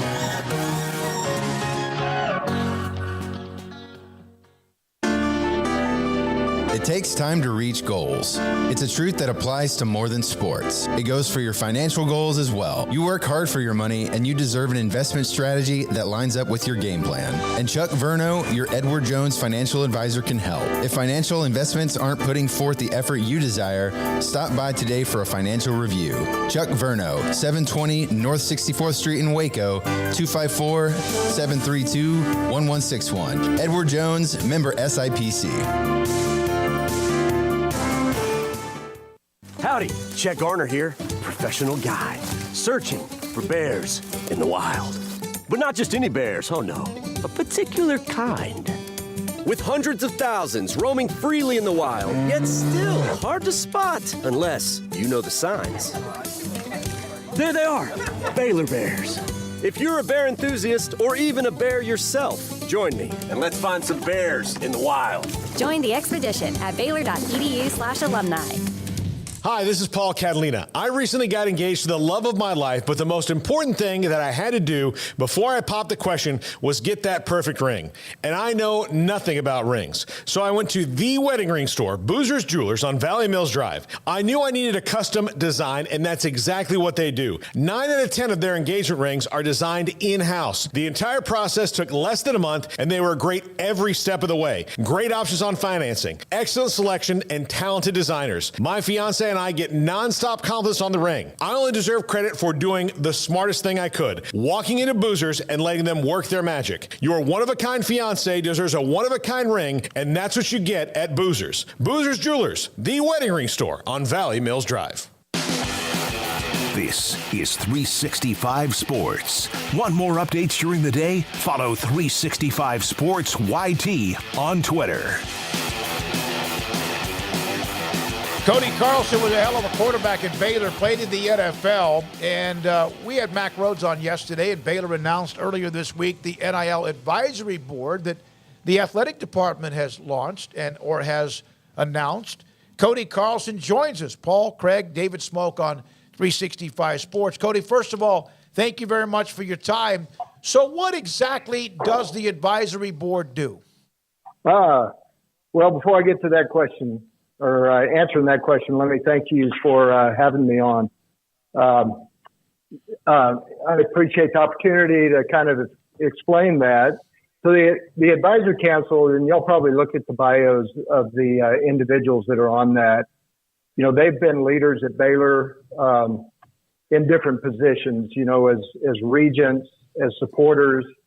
You know, they were their students, really value Baylor and also all of the interaction that they've had with them. They know Baylor very, very well, and they know what the departments, what the goals, what the mission of Baylor is. And so, you know, it's great for us to have, as I've been working with Startup Waco and GXG and talking a little bit with SIGM 365 about, you know, how do we respond to the needs of student athletes and the opportunities that they have. It really makes a lot of sense to have an advisory council that knows Baylor well, knows Baylor inside and out, is for Baylor, and is assuring that any NIL programs that interact with Baylor have alignment with the mission and the values and the priorities that Baylor has. So really, they're looking at it as not a operations team. These guys are very busy. They're businessmen. They have tremendous obligations already, but they're also very committed to making sure that Baylor finds sustainable, mission-oriented NIL opportunities and answers. Cody, do you get the impression that perhaps Baylor's been doing more than what maybe the fan base realizes? Yes, you know, we've been interacting with Baylor. You know, Startup Waco and GXG have been interacting with Baylor for some time. You know, with guidelines that have been given by the NCAA really at the beginning of November, before they were digested by the university, Baylor was a little bit handcuffed, and other universities as well, in their interaction with NIL entities.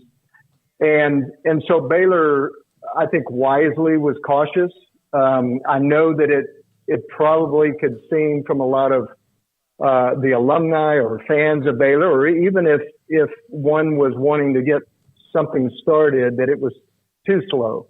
But I think it was, there were clear barriers, and maybe the fact that it was so vague and how they could interact presented these barriers that they weren't going to step over. So when they did get those kind of the guidance on what is permissible and what is impermissible, they started acting very quickly. And that's really when this advisory council became active. Certainly they're connecting us with different departments at Baylor to make sure that our priorities are aligned with theirs, to make sure that, student athlete development dovetails into what Baylor's already doing in the athletics department through their Baylor Built program. And as they're preparing champions for life, exactly what does that mean? And so to be able to go to an advisory council and to kind of, ask questions, get clarification, get answers from Baylor, that's an invaluable counsel at this point. What are the biggest negative issues you deal with right now as opposed to, and then maybe follow that up with some of the positive things that you just need to get in the pipeline? Yeah. So, I would say the negative issues are certainly the rules that, the guidelines are, while they are in place, I would say it's the regulatory environment is the biggest challenge, right? Because it truly isn't equal for all universities, both because of the size of the alumni base, but also because of the values and the mission that are distinctive and different all over the country. There's also the state laws that inform what can and cannot be done. Those are not equal either. I know that y'all have had Dr. Livingstone on the program to speak specifically about changes at the NCAA and the new president and her role as the chairman of the Board of Governors and also on the Transformation Committee. Those really encumber a lot of institutions, particularly Baylor, because Baylor has a distinct mission, and we're already going to have to build an NIL program differently than other schools. But when there is no regulatory environment, you always feel like you're up against a real strong force. Cody, how much of it, I don't know if Mac brought you up into this, but when he was talking about how Baylor doesn't have a massive alumni base, but they always seem to have enough money when they need it. I was told that back even 12 years ago. But how much of a give and take or almost a anxiety of if someone's going to give, do they give to the facilities, the pavilion, they do all that, or, now we've got this NIL thing? Right. I totally, that's right on the mark. And I totally understand that. And I think, people feel that tension. There's a certain amount of money that's needing to be raised. There are sometimes incentives that come with different departments that the Baylor can offer certain assets. There are whatever an NIL entity does, they can't offer the university's assets. So there are some restrictions there. But I do think that that there are some, just kind of to look at it totally. I think our alumni really agree with the way that Baylor approaches not just education, but also the way that they develop their student athletes. And I think there's a lot of people that want to get behind that. Baylor is responsible for all students that come to that university, regardless of whether they are on athletic fields or in the classrooms or both. I should say, and both. They take that seriously about the product that comes out of Baylor University. They take it seriously that the young people get a chance to grow, that they get a chance to explore their faith, that they understand what it means to be a productive participant in society. And so I think as we describe opportunities that student athletes have, as we tell those stories, as we talk about the opportunities for them to develop their understanding of entrepreneurship, their understanding of utilizing social media responsibly, understanding the way that this world works with financial literacy, then they will be supportive of that. But I absolutely understand that there is a pool that generally supports a lot of the capital campaigns. We do have to broaden that pool. While the alumni base isn't large, there are a lot of people that we're not connecting with at this moment. And so I think that's also with Baylor's participation, with their understanding, with trying to align with advancement and to be somewhat educated by them, but also utilize them. They have very strong relationships. This is an addition to what's going on. And so there's a significant challenge there, but I think it's something that's necessary for Baylor to continue to thrive, continue to have that brand that is public facing, that is very, very well respected. A big part of that certainly is the leadership on the academic side, on the institution side, the Board of Regents, but a big part of it also is the leadership in our sports programs. And so that is vital for us to give those leaders the opportunity to excel. And we just need to get busy, explaining where the opportunities are and what the needs are. Where do you find the most fertile use of those NIL dollars for athletes that benefit the athletes that are going to benefit both sides? Because Cody, as you know, and one of the questions I've always had about this, and I think a lot of people have, is if I'm a big donor at a big school and I pay for a quarterback to come and I'm giving a bunch of money because that's where I really like this guy and I think he's going to change everything, and then he 2 years in the transfer portal washes out and doesn't help, maybe I'm not going to give that money anymore because I don't feel as a solid investment. So how do you match what's good for the athlete and what's good for the donor? Yeah, I mean that's a great question. Yep. What's the return on that investment? And it's really not a simple answer. I mean, we feel like certainly with Baylor and the way that Baylor's coaches pour into student athletes, particularly once they're here. And that really, when we're talking about NIL dollars, we all know that, it cannot be used as an incentive to attend a university, whether it's to the transfer portal, whether it's, high school recruits. Once they are here, it's really understanding them and their needs. And so, we know that that a lot of the football players that enter the school, their dreams are to play in the NFL. A lot of basketball players that enter this school and other schools their dream is to make it to the top. And there's no reason not to strive for that. But the reality is, even if you happen to play professionally, and in the vast majority, 98% or whatever that is, do not, there is a lot of life to live, right? And so to understand not just how to live that life, but to thrive in that life, to understand their skills, their interests. We feel like it's a continual education for them in some ways, because, their mind can be, and I was this way. My mind was consumed with the pressure and the performance on the athletic field.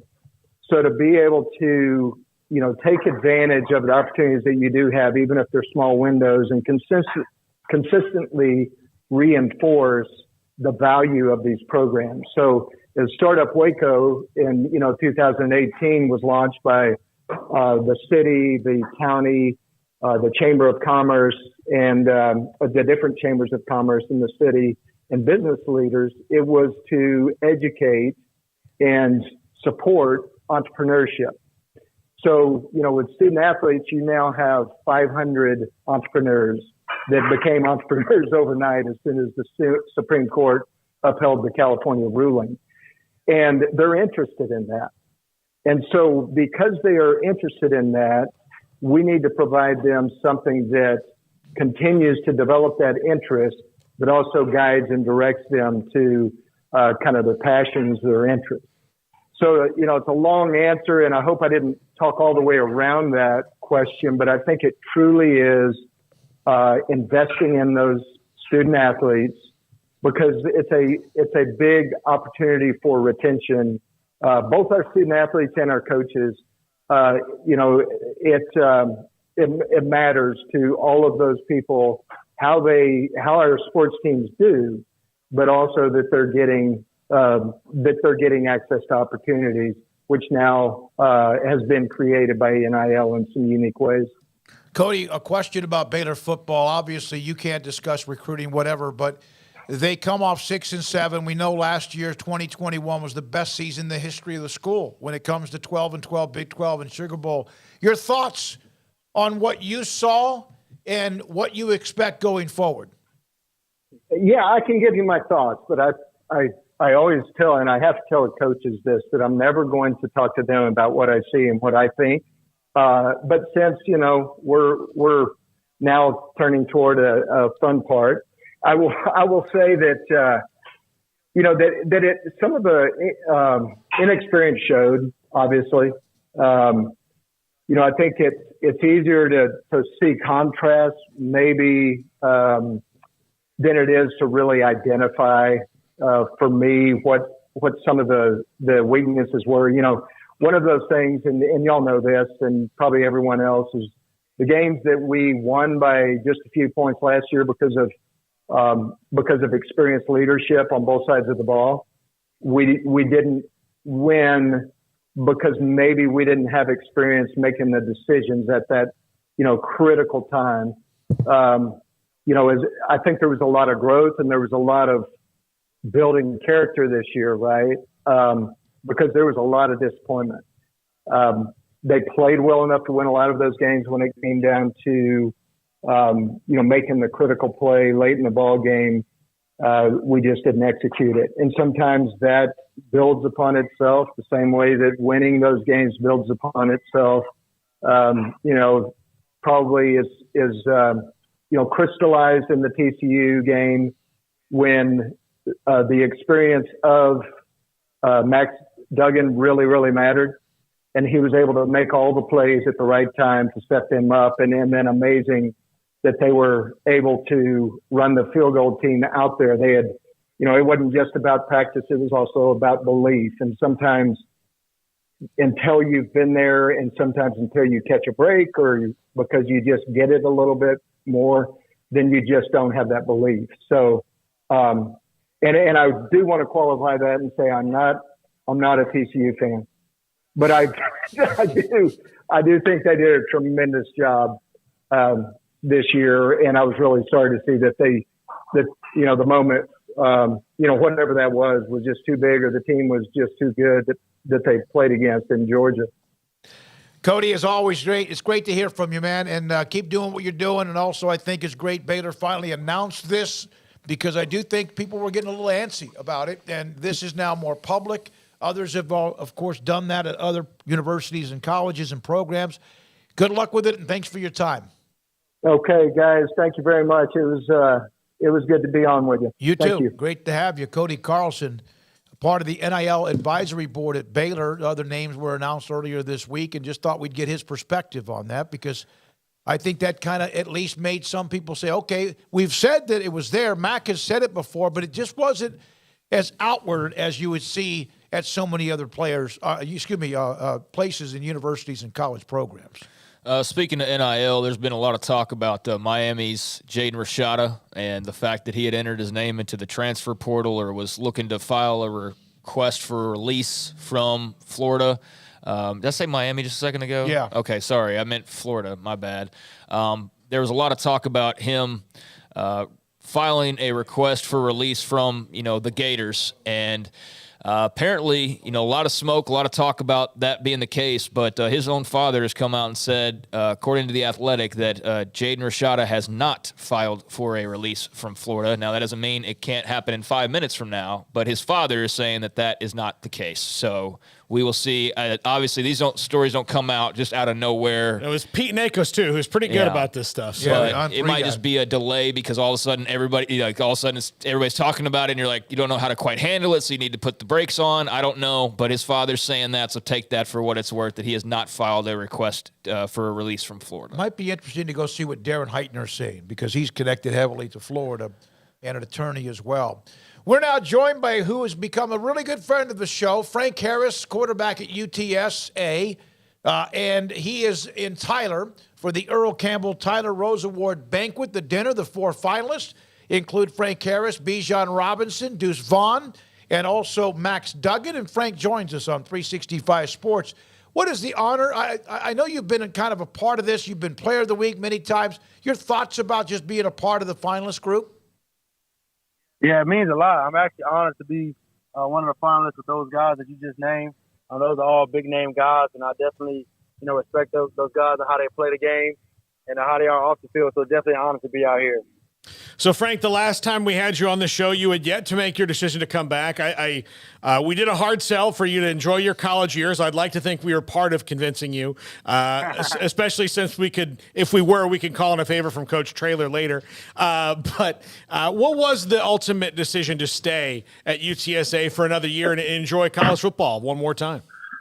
Yeah, I think it was just best for me, honestly, from every aspect of it. The NFL wasn't too promising. And I just think it was best for me just to come back for the future. And I just love playing in front of the fans in San Antonio, playing with my teammates and the coaches that we have at UTSA, and ultimately with Coach Traylor as well. So it definitely was, I think, the best fit for me to come back.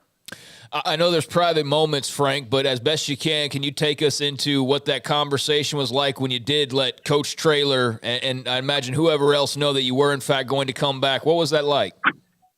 Yeah, it was pretty special. I just didn't know I had that much impact on people, especially the city of San Antonio, see how they reacted when I said I was going to come back. It just means a lot that I have that kind of power to people.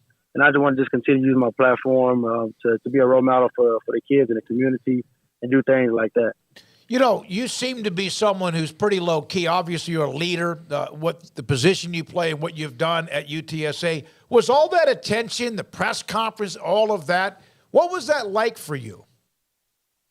Personally, like you said, I don't really like all that, if I'm being 100% honest with you. I just love being there for the kids, however I can give back, doing community service or just, being that person for younger youth to look up to, whether that's asking questions, guiding those guys. So that's really why I play the game, just to give back and just be inspiration for the younger guys. So I'm trying to think of things like the Alamo, the Riverwalk that are so ingrained with San Antonio. You grew up there, you play there now. Is there any fiber of your DNA that is not totally 100% San Antonio, Texas? No, all of it is San Antonio, Texas. Both my parents, their families from San Antonio as well. So my parents grew up in San Antonio. My siblings did. So it's just like a part of me that just loves the city of San Antonio. And like I said, all my family's from here. So it's kind of a no-brainer, to pick UTSA. So all my families come watch me play. How excited are you about some of the other decisions that have been made as far as guys coming back? I think Josh Cephas has announced that he's coming back, to Corey and Clark as well. I mean, and among others, like how exciting is that to be able to roll the dice once again? It's very exciting. I think I've seen something on the internet where it's like, I think 8 guys on offense are coming back that are starters. So it's just great just to play one more time with those guys. I'm going to hate missing the people that's not going to come back, but it's just so much fun and the camaraderie we have with each other. We know how to gel with one another, and it's just a blessing to play with those guys. Have you met Bijan Robinson? I know Deuce Vaughn won't be there tonight. His parents will be. He was a part of it even a year ago. Deuce Vaughn and or Max Duggan? We played against UT That's right. earlier this year. Of course. So I talked to him after the game. He's a great player.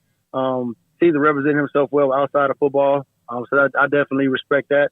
I never met Max. But definitely looking forward to meeting him. He's a great football player, and I just love the story, how he battled through adversity, earning a certain job again, definitely respect that for him. So I'm excited to meet him as well. I hate that Deuce Vaughn is not able to come though. Yeah, he's not going to be there. What would it mean with Earl Campbell's name attached to that award if you happen to have your name called tonight? That'd be an honor. I don't even know what I would even say if I did achieve that award. But it's just a testimony if I did to my teammates, coaching staff, and of course God. But it'd definitely be an honor. When you think of Earl Campbell, what do you know of him? Shoot, one of the greatest running backs, if not the greatest running back to ever play. He's a beast. You know a lot about him. Grew up watching some of his highlights. He's different, very different. Changed the game a lot. Very forced runner. He's legendary for sure. So I'm excited to meet him as well. Frank, the opportunity to keep playing, the games, the rules have changed, the COVID year, the transfer portal, all of that. What is it like as a player, as a student athlete? What is it like with so many different moving parts? It's a lot, like you said. But you got to just stay the course and just keep playing football because at the end of the day, you know, we're here to get an education and play football. So you can't control those things. So whenever they come at you, you got to just react and respond to those things as they come. But at the end of the day, we're there to get a degree and play football. Have you met Earl Campbell? Never. It's going to be an honor. I know my dad will be excited to meet him as well. Oh, I know. Yeah. An incredible man. And this is back-to-back years. UTSA Sincere McCormick was a finalist last year from UTSA. So this is back-to-back. And it says quite a bit. It's what UTSA Jeff Traylor in the football program has done. It is. Coach Traylor's doing a great job with this program. Like I said, the culture there is very great. And he just brings a lot of great players in. You know, we had a great recruiting class. We have some great players there already. So he's going to just keep changing the culture. And just definitely an honor just to represent UTSA. Well, we're glad that when we had you on back near the end of the season that our conversation with you was the difference maker. Yeah. And you coming back for another year. Frank, great to have you on. We love having you on. We'll have you on next year as well. Thanks for your time. Sir. We appreciate it. Of course, I'm looking forward to getting back on next year as well. Thank you. Yes, sir. That's Frank Harris, UTSA. What a player, what a leader, what a dynamic. Now, the bowl game didn't go well, but heck of a player. Sincere McCormick, Abram Smith, Baylor, Deuce Vaughn, Kansas State, a repeat finalist this year, Garrett Wilson, now with the Jets, and Bailey Zappi from Western Kentucky, who won it, were the 5 finalists last year. Hell of an award started back when Bryce Petty was the first ever winner, Baylor's quarterback.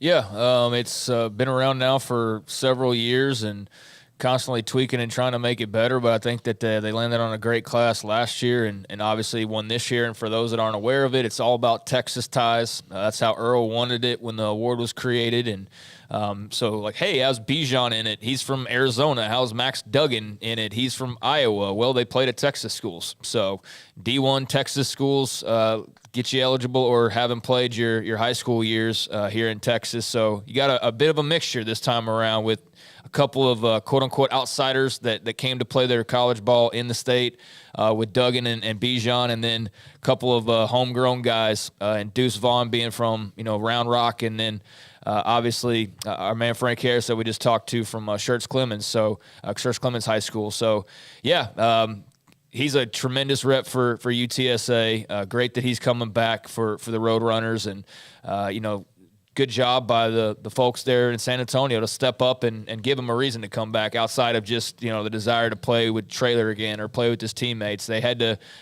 get together and make it work for him, and they did that, and that led to that big press conference. And obviously now I would imagine some sky-high expectations for them heading into next year to have a lot of the band back together and just being as feisty as they are. As you mentioned, they did end on a sour note there in the bowl game with that team that they lost to, and Troy is nothing to hang your hats, losing to that squad, but I'm sure that was a learning experience. And then outside of that, they lost to Houston in 3 overtimes to start the year, and they lost to Texas. That was it to the bowl game. So that's a salty program that Jeff Traylor's built up, and they went on a run after that Texas lost up until that bowl game, and to have him back, they're going to be right there in the mix again. This news here, you just mentioned get the band back together. Paul, I saw this note. Jeff Beck. Yeah. 78. Jeff Beck Music on Twitter. behalf of his family, it's deep and profound sadness that we share the news of Jeff Beck's passing. Contracted bacterial meningitis, peacefully passed away on Tuesday. His family asked for privacy while they process this tremendous loss. He was a great one. The Yardbirds are going to be, that's what I'm going to listen to on the way home. Yeah, one of the greatest guitarists of all time. Ever. One of the greatest guitarists ever. And, a lot of different groups. But, yeah, the Yardbirds certainly a part of that repertoire. And, 78 years old. It's part of getting older, man. I feel like everywhere I look, left and right, it's like, oh. But, Jeff Beck lived a nice, long, and I'm sure entertaining life over the years, being the rock star that he was and as great as he was. So, R.I.P. All right, when we come back, we have more to get to in the 5 o'clock hour. We were going to, John Machota normally joins us at 5:30, but there is a chance we still might get somebody else involved in the Earl Campbell Tyler Rose Award banquet. If not, we've got plenty to go to. We might even go back to that graphic of what the 12-team playoff would have looked like. You in the chat room, thank you, all of you. Everybody that's there. Sometimes there's like 5 other different conversations going on. It's very, very energetic. And, of course, the text line, 254-339-1122. And this is Sikkim 365 Radio. Riverbend Liquor and Wine, Lakeshore Drive at North 19th Street, a hidden gem. Look, if you're a fan, I'm just going to talk about bourbons right now because that's what I feel like I'm an expert in. I am an expert in craft bourbons. If I'm not an expert, I'm at least a ranking amateur. And they have an absolutely fantastic selection. When I want to try something new of a locally Texas crafted bourbon, that's the place I go to find something new, different, that I can get a great recommendation.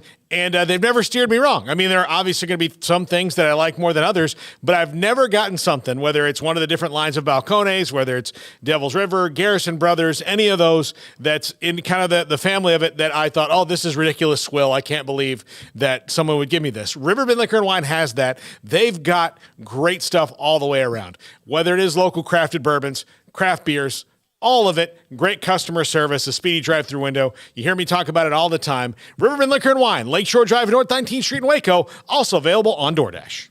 Kick off 2023 with a bang at the Start Something New sales event. Start your year off with incredible savings like 2.9% for 72 months on 2022 Ram 1500 crew cabs on all trim levels. Lone Stars, Laramies, and top-of-the-line Longhorn and Longhorn Limited, or get values up to $3,750 on a Ram 1500 Lone Star crew cab, plus 4.9% for 72 months. Pick from the best selection of Ram trucks in Central Texas at Allen Samuels in Waco. TFNB Your Bank for Life is the official local bank of Baylor Athletics. Find out why more Central Texans are making TFNB their bank for life. Sign up for our Edge checking and savings accounts to earn interest or cash back. With 5 convenient locations and an award-winning mobile app, banking has never been easier. TFNB Your Bank for Life. Member FDIC. Waco Custom Marketplace is your hometown grocery store with a full-service butcher shop and bakery. Hi, this is David Smoak. The butcher shop can take your customized orders for seafood, pork, and poultry, and custom cut your favorite steaks from bacon-wrapped fillets to T-bone to bone-in ribeyes, cut specifically the way you want. They have Norwegian salmon fillets, catfish fillets, sliced ham or turkey and lunch meat, variety of cheese available, and several options of sausage links, fresh chicken breast or whole chickens, sliced bacon, pork chops, ground beef, marinated beef, and chicken fajitas, and always large briskets available, plus fresh vegetables. So the great product, customer service, and family tradition of the Bauer family continues at Waco Custom Marketplace, open Monday through Saturday. A full-service butcher shop and bakery available. Waco Custom Marketplace, 425 Lake Air Drive in Waco, or WacoCustomMarketplace.com. At Ideal MRI, we feel blessed to be part of the Waco community. We're a small family business here in Central Texas. At times like this, the cost of healthcare has never been more important. And unfortunately, significant illnesses and injuries still occur. And that's why Ideal MRI is open and here to serve you through this difficult time. So if you need an MRI, ask your doctor about Ideal MRI. You can schedule online in minutes at idealmri.com or call 833-IDEAL-MRI.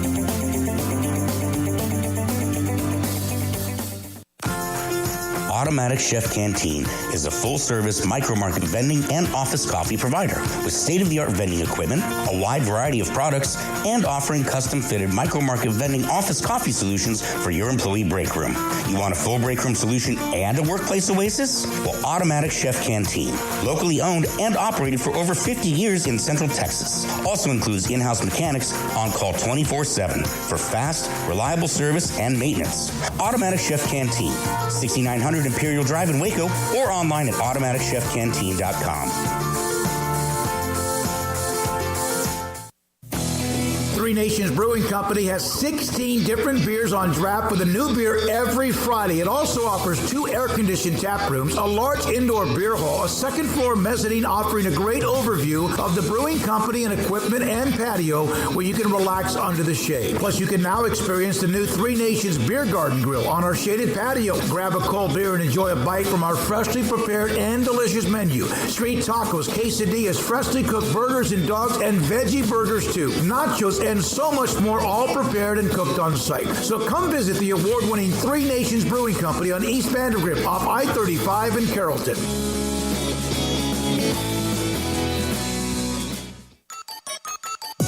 This is 365 Sports. Check out the 365 Sports family of channels on YouTube. Brought to you by TFNB, your bank for life. All right, here we go, this 5 o'clock hour. Kendry Miller. Sports. Yeah. Quentin Johnston. Yeah, we were discussing the Campbell Award, and I mentioned the 4 finalists this year, 5 last year, and the rules are, as Craig mentioned before the break, that you can be playing at a Texas college, a football program, but be from somewhere else, like Bijan or Max Duggan. And now, if you were to take those 2 names out of it, who probably are going to be 1 and 2, you would think, in the voting this year, with Deuce Vaughn and then obviously Frank Harris being in the voting too, then Kendry Miller, the kid from Mount Pleasant, young man from Mount Pleasant at TCU, Tanner Mordecai, quarterback at SMU, among others, who would open up Michael, who? Quentin Johnston. Quentin Johnston, for God's sakes, yes, from Temple, also would be part of that conversation. But it goes to show you the depth that you could just do. You have to be born, raised, and played high school football in Texas, and the award would not suffer.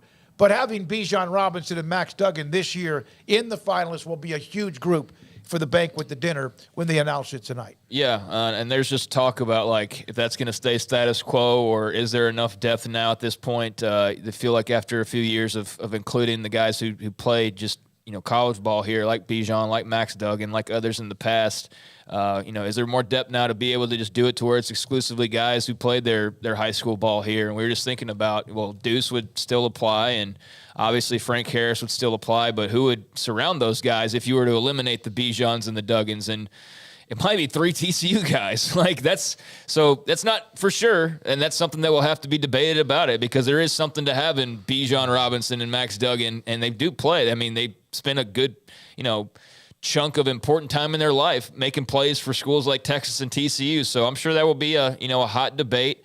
And it is a question of, who else would fill that out? You probably would go with 2 more TCU guys. So I don't know how fun that would be for Frank Harris to be sitting there just surrounded by a bunch of guys that are all teammates. But I'm sure we're not thinking of certain guys that would also make that a little more interesting. Yeah, changing the rule would be interesting. Like the Texas Sports Hall of Fame, Butch our old co-host, used to say everybody should have to be from Texas to be in the Texas Sports Hall of Fame. But then if you do that, then you eliminate almost any pro athlete. Yeah. That would have been, a lot of the Cowboys. Yeah, like you'd have maybe $10. You had Bob Lilly and 9 other guys. So none of those guys would have been there. And so you kind of have to navigate those things. But college football, it certainly makes it a lot easier because there's a lot more available people to pick from that award. And I can imagine maybe culling the herd a little bit would make it easier on everybody if you eliminated it, because you wouldn't have to, look at a kid's stats from Oregon State and a kid's stats from even places like New Hampshire, something like that. If they went up there and were dominating, you could kind of, slip it in a little. It'd be easier to sift through all that noise. Cam Ward.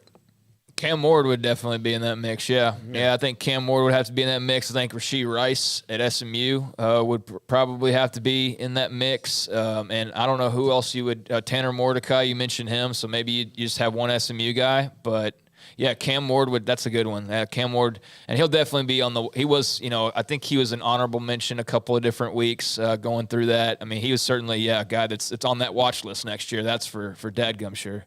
Zach on the chat room with interesting information, so I went to look at it. From Football Scoop, sources, Justin Juice Johnson, Baylor's running backs coach, is a top target to join Texas Tech's football staff. He's the running backs coach at Baylor. They are looking to find a wide receivers coach at Texas Tech. Again, this is Football Scoop just reporting they are pretty good. Not sure their batting average is 1,000%, but we know Zach Barnett in that group right there. That would be an interesting move.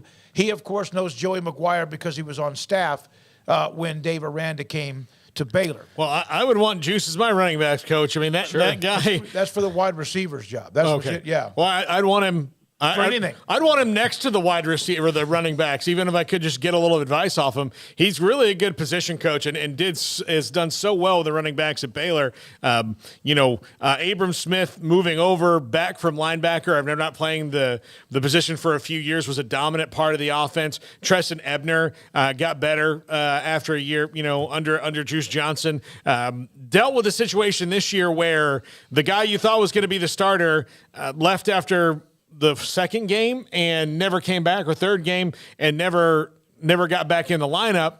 And then you had to navigate it through with a guy like Squirrel Williams, who's fought a million injuries over his career, a true freshman, Quaylen Jones, who it took him a little bit, but I think he finally found his mojo to the late part of the year about what he was, who he was and what kind of running back he was and what his real skill set was going to be.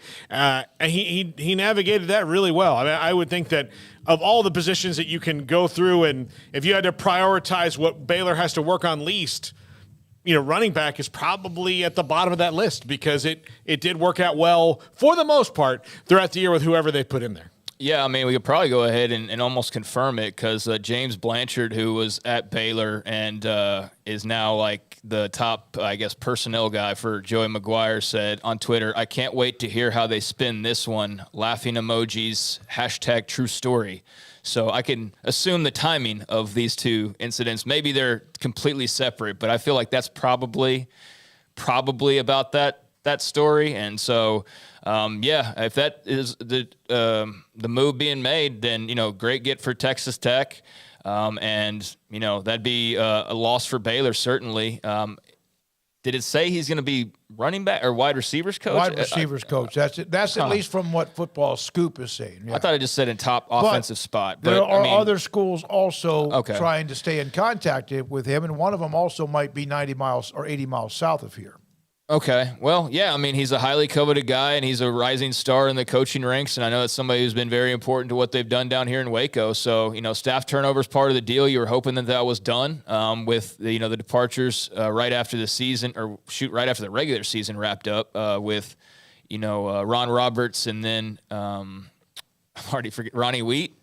You hope that after they made some hires that had settled down a little bit, but probably not. If those are the types of rumors that are out there, and if he goes to Texas Tech, then that's great. I hate that there's, constant crossover. It feels like, because it's like a bunch of dudes that you've been following, and now they're all in the same place. But that's kind of how the SEC works. Like you eventually, or you coach long enough, and that you run into guys. So hey, if he's getting a little bump and all that, good for him. He's done a great job here, developed some really good players, and has recruited really well. And it would be a loss, no doubt. But see what happens. Yeah, they kept Eric Mateos from going to Georgia. They found a way for him to stay, and that was really more of what his gut feeling about where he wanted to be rather than being money whipped or whatever, which, of course, could have been the case as well. And obviously, this is a sign of success. The name that last year was a hot name, Jeff Grimes, offensive coordinator, we have not seen so much of that this year. The offense struggled. That doesn't mean he's still not somebody that people would not look at or talk to, or maybe some did. But it is a part of the attrition.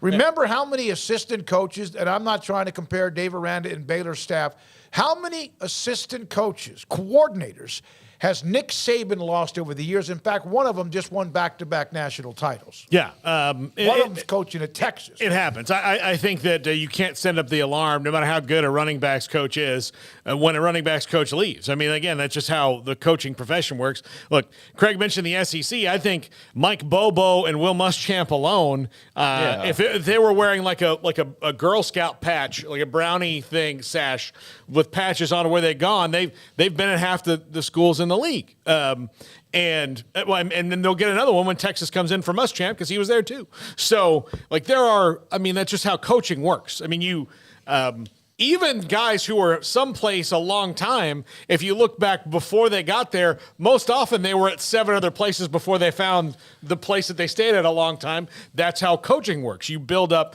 through the ranks, and it happens. I would hate for Baylor to lose him, but Again, it's part of the business, and you just go and find the next guy. Yeah, I mean, you can't lament that. I think it's funny if fan bases do freak out about it, but you just have to go find the next guy. It's part of the business, man. Everybody crosses over. Everybody's been somewhere. Well, most people have been at least more than one place. And so, you're going to have a lot of crossover. You're going to have guys that want promotions. You're going to have guys that just want new scenery. You're going to have guys that want this or want that. And inevitably, some of that's going to be right in your backyard or a couple houses down. And, I saw somebody already point out, those are the familiar relationships, that those that are coming into play right there haven't been on, Joey haven't been on the staff a couple of years ago. So, there was already crossover, and he's potentially looking like he is going to the well of somebody that he knows is a pretty good coach and a rising star. So if they land him, good for them. It's part of the turnover, and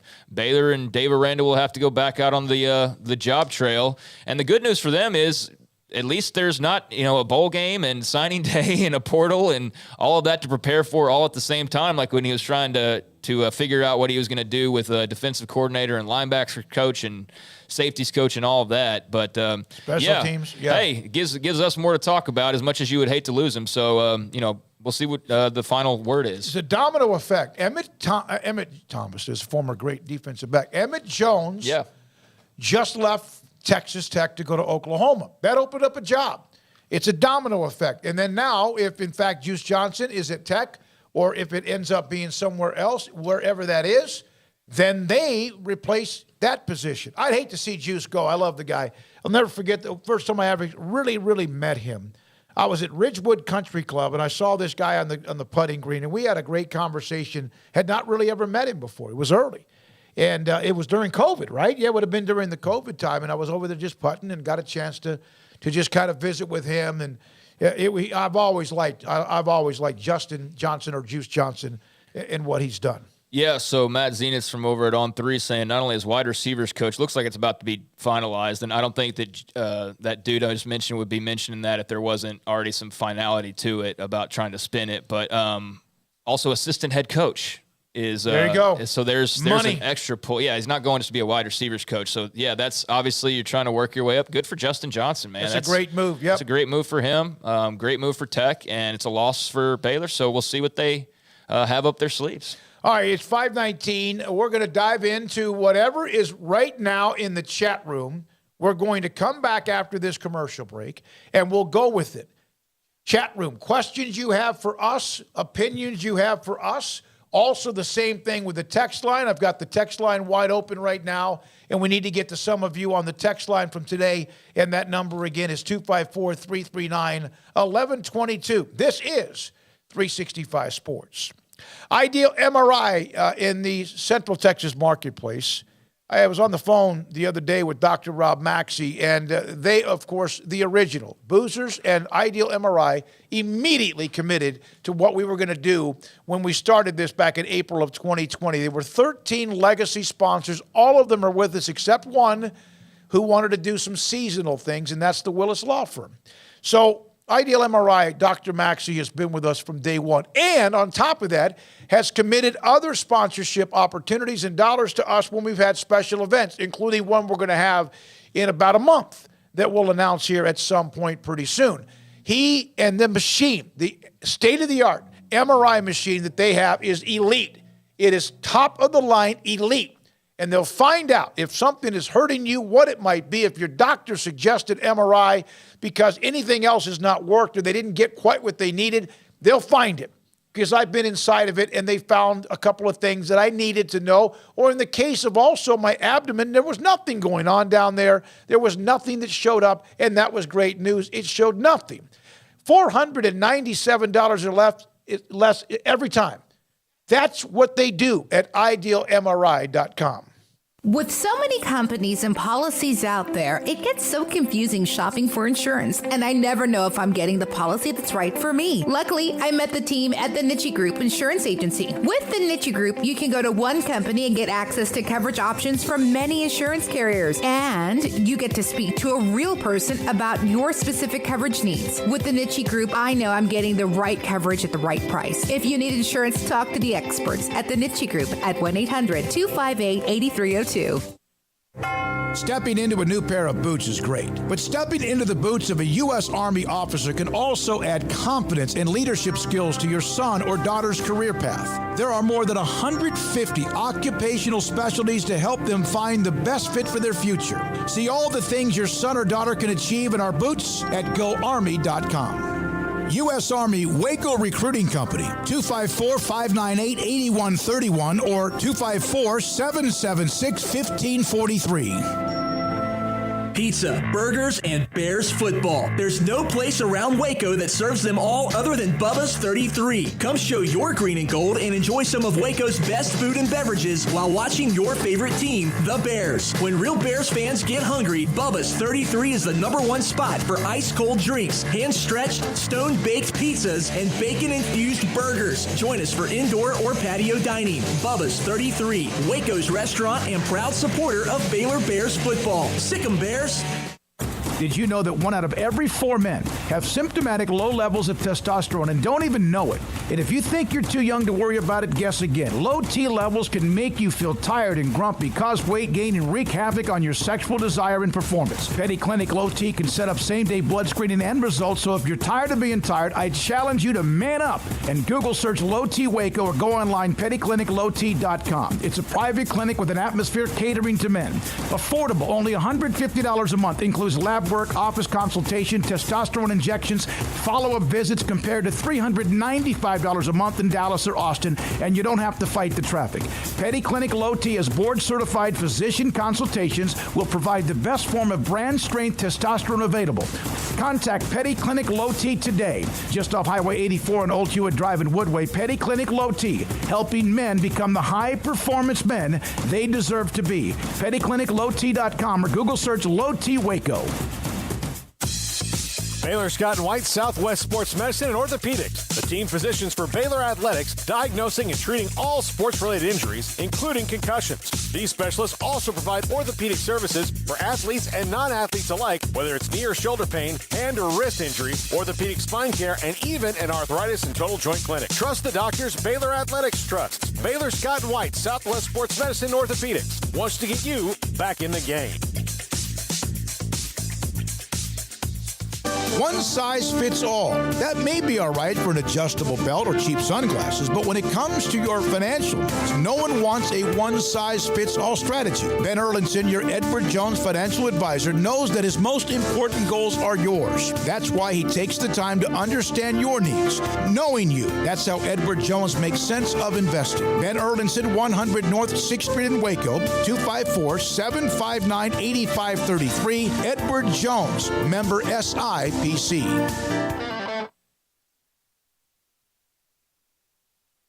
We are back on 365 Sports. We interrupt the commercial. We'll replay those a little bit later on, but we are joined by one of the finalists of the Earl Campbell Tyler Rose Award.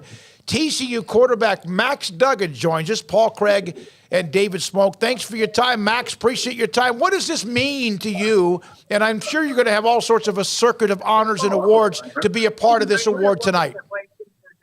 Yes, sir. Yeah, thanks for having me on. But yeah, just so appreciative to be one of the finalists that are named for this, prestigious award. Super honored to help represent Earl Campbell and his honor and what he was as a person. So, it's pretty special. What does it mean you've been on the award circuit a little bit, but you get to interact with some other guys tonight. I know that that was a fun part for you. So what does it mean to get to kind of expand your circle a little bit in that regard too? Yeah, it's gonna be cool. Obviously I've gotten to compete against Bijan and Deuce, and I don't know that well, but obviously I'm gonna meet Frank tonight, and I've seen what he's been able to do for UTSA and build that program up. So it's gonna be cool to get to get to know these guys and hang out with them tonight. Max, what have the last 2 or 3 days, and even before then, the magical season, the run? I know Monday didn't go the way you wanted, but what has it been like really since even Monday? Yeah, I think after the game, there's a lot of disappointment. The game did not go the way that we wanted to, and it was, kind of embarrassing on our part of what the product that we put out on there on Monday, and we got, our butts kicked. But I think, it's going to sting for a little bit, but we know that, that game is not going to take away from, our season and the memories that we were able to do and, what it meant for TCU and Fort Worth in our program. But, it's going to sting for a little bit. Coach Dykes mentioned that maybe there was a little bit of almost like too much going on right before the game. I don't know. How would you explain what he meant by that, if in fact you understood what he said? Yeah, I think it was just, and it was nothing I don't think of the lights being too bright or things of that sort. I think, I guess we just weren't familiar with, that experience and things of that sort. But, flat out it just happened that we played a bad game and Georgia played really, really well. And, they're one of the, what a phenomenal team they are. And, they gave it to us that night, and there's no way around that. They handled us, up and down the entire game. Max, the story of your journey has been well told about, sticking it through in the era of the transfer portal and what you guys are able to do and all of that. What would you say to someone in the similar situation as you about the benefits of sticking it out where you are? Yeah, I think it really depends on your situation. I understand, a lot of people say grass is always, is greener, but I think, the situation that you're in, make it the best that you can. Maybe in the moment it might not be exactly what you want, but continue to work hard, be there for your teammates, because I think, people that work hard and do the right things, that, the good things are going to come to them. So just make your situation, the best possible, situation you can make it. Max, how critical of a role did Kaz Kazadi play in where you guys ended up and what you guys did throughout the year? We got to see him do his thing in Waco for a few years, and he was, somebody that everybody felt like put the Bears on another level at that time and does that wherever he goes. How did he do that at TCU? Yeah, he was incredible. He was so valuable for us, and, he will never take credit for what he's done, but, what he's been able to do and creating the coaching staff that he did, with our nutrition and dietitian and speed coach and our strength coach and everything. But he's done such a great job, obviously, in the strength conditioning program, but what he is as a sports psych and mentor and, life coach of creating that mindset and seeing ourselves how we do. Just created a kind of a different mindset of our football program that really helped us. Max, when you look back on the wild stuff about this year, what's the thing that'll jump out about this particular season to you when you really, have those memories flood back to you? And I think it's just all the crazy endings that probably could have happened. Obviously, the wins and losses you're probably going to forget about, but you're going to remember all the tough moments that you're going to have with the guys, all the stuff, whether it's late game in Baylor or late games coming back Oklahoma State, Kansas State, just seeing this team fight, be resilient, face adversity. You saw what type of men that we have in our locker room. So I think that was the biggest thing that I'll remember, from this team. Max, did you by any chance, as the season was going on, even during the offseason, did you take note or any kind of a personal blog? Because to me, I know you have a lot more to accomplish, but this is almost like a movie written within the 2022 season.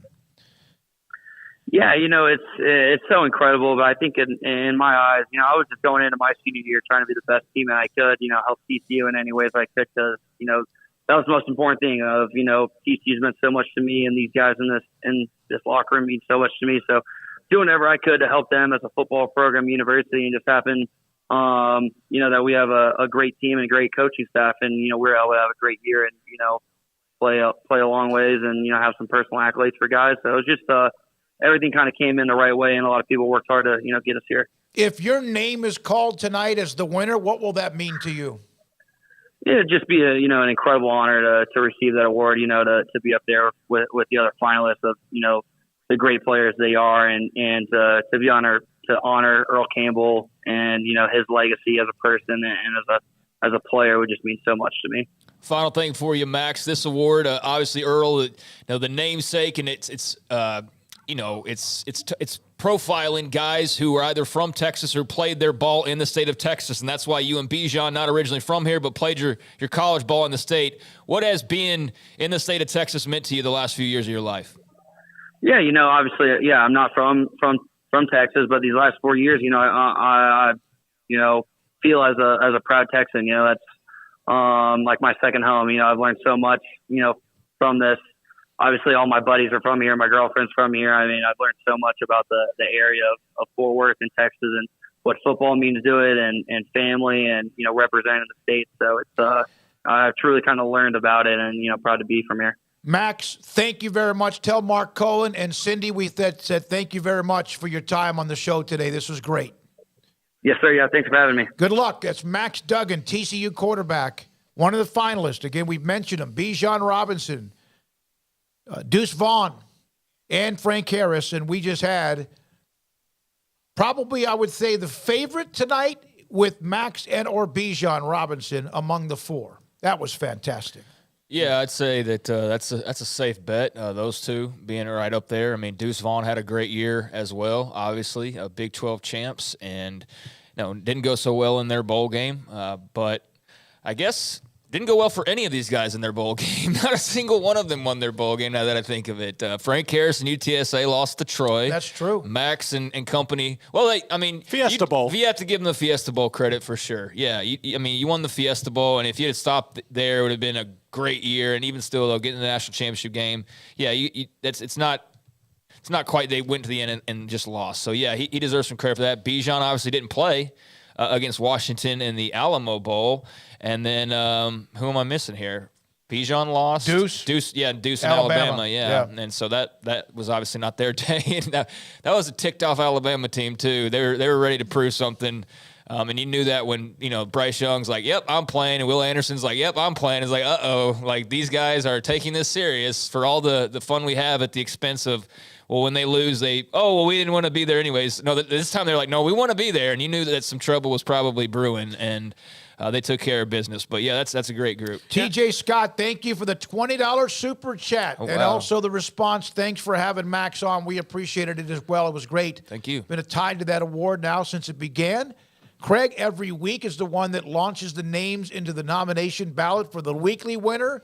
And then it's a process to cut it down to the semifinalists, et cetera, to the champion or to the Final Four tonight. One day, I hope that we can get him on for Max Duggan on for longer, because I do really find him to be a fascinating athlete in the modern era, because everything about him this year was not everything we knew about him before. Mm-hmm. And I think he's just kind of a testament to the stick with it, listen to the people who know what they're talking about, because I think the knock on Max before was not, his athleticism. We saw him in that game against Baylor that went into overtime, take over the game and make ridiculous plays. His athleticism has never been in question. It was kind of the little things, and he would get so keyed up. He was so emotionally involved in the game, he couldn't step back. And this year he still was, but he controlled it better. But yeah, it was he had poise. Well, yeah, it was.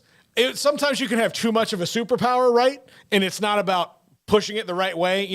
Every superhero movie has the scene where the guy's learning to use his powers, and it's like Max figured that out this year. And I think that was the coolest part about him, was that, he was a guy who you'd look over and the passion was working until things went awry and he couldn't bend it back to where it was. And now all of a sudden, not only could he, it's like it was never even, he was not even fazed by the bad stuff. Yeah.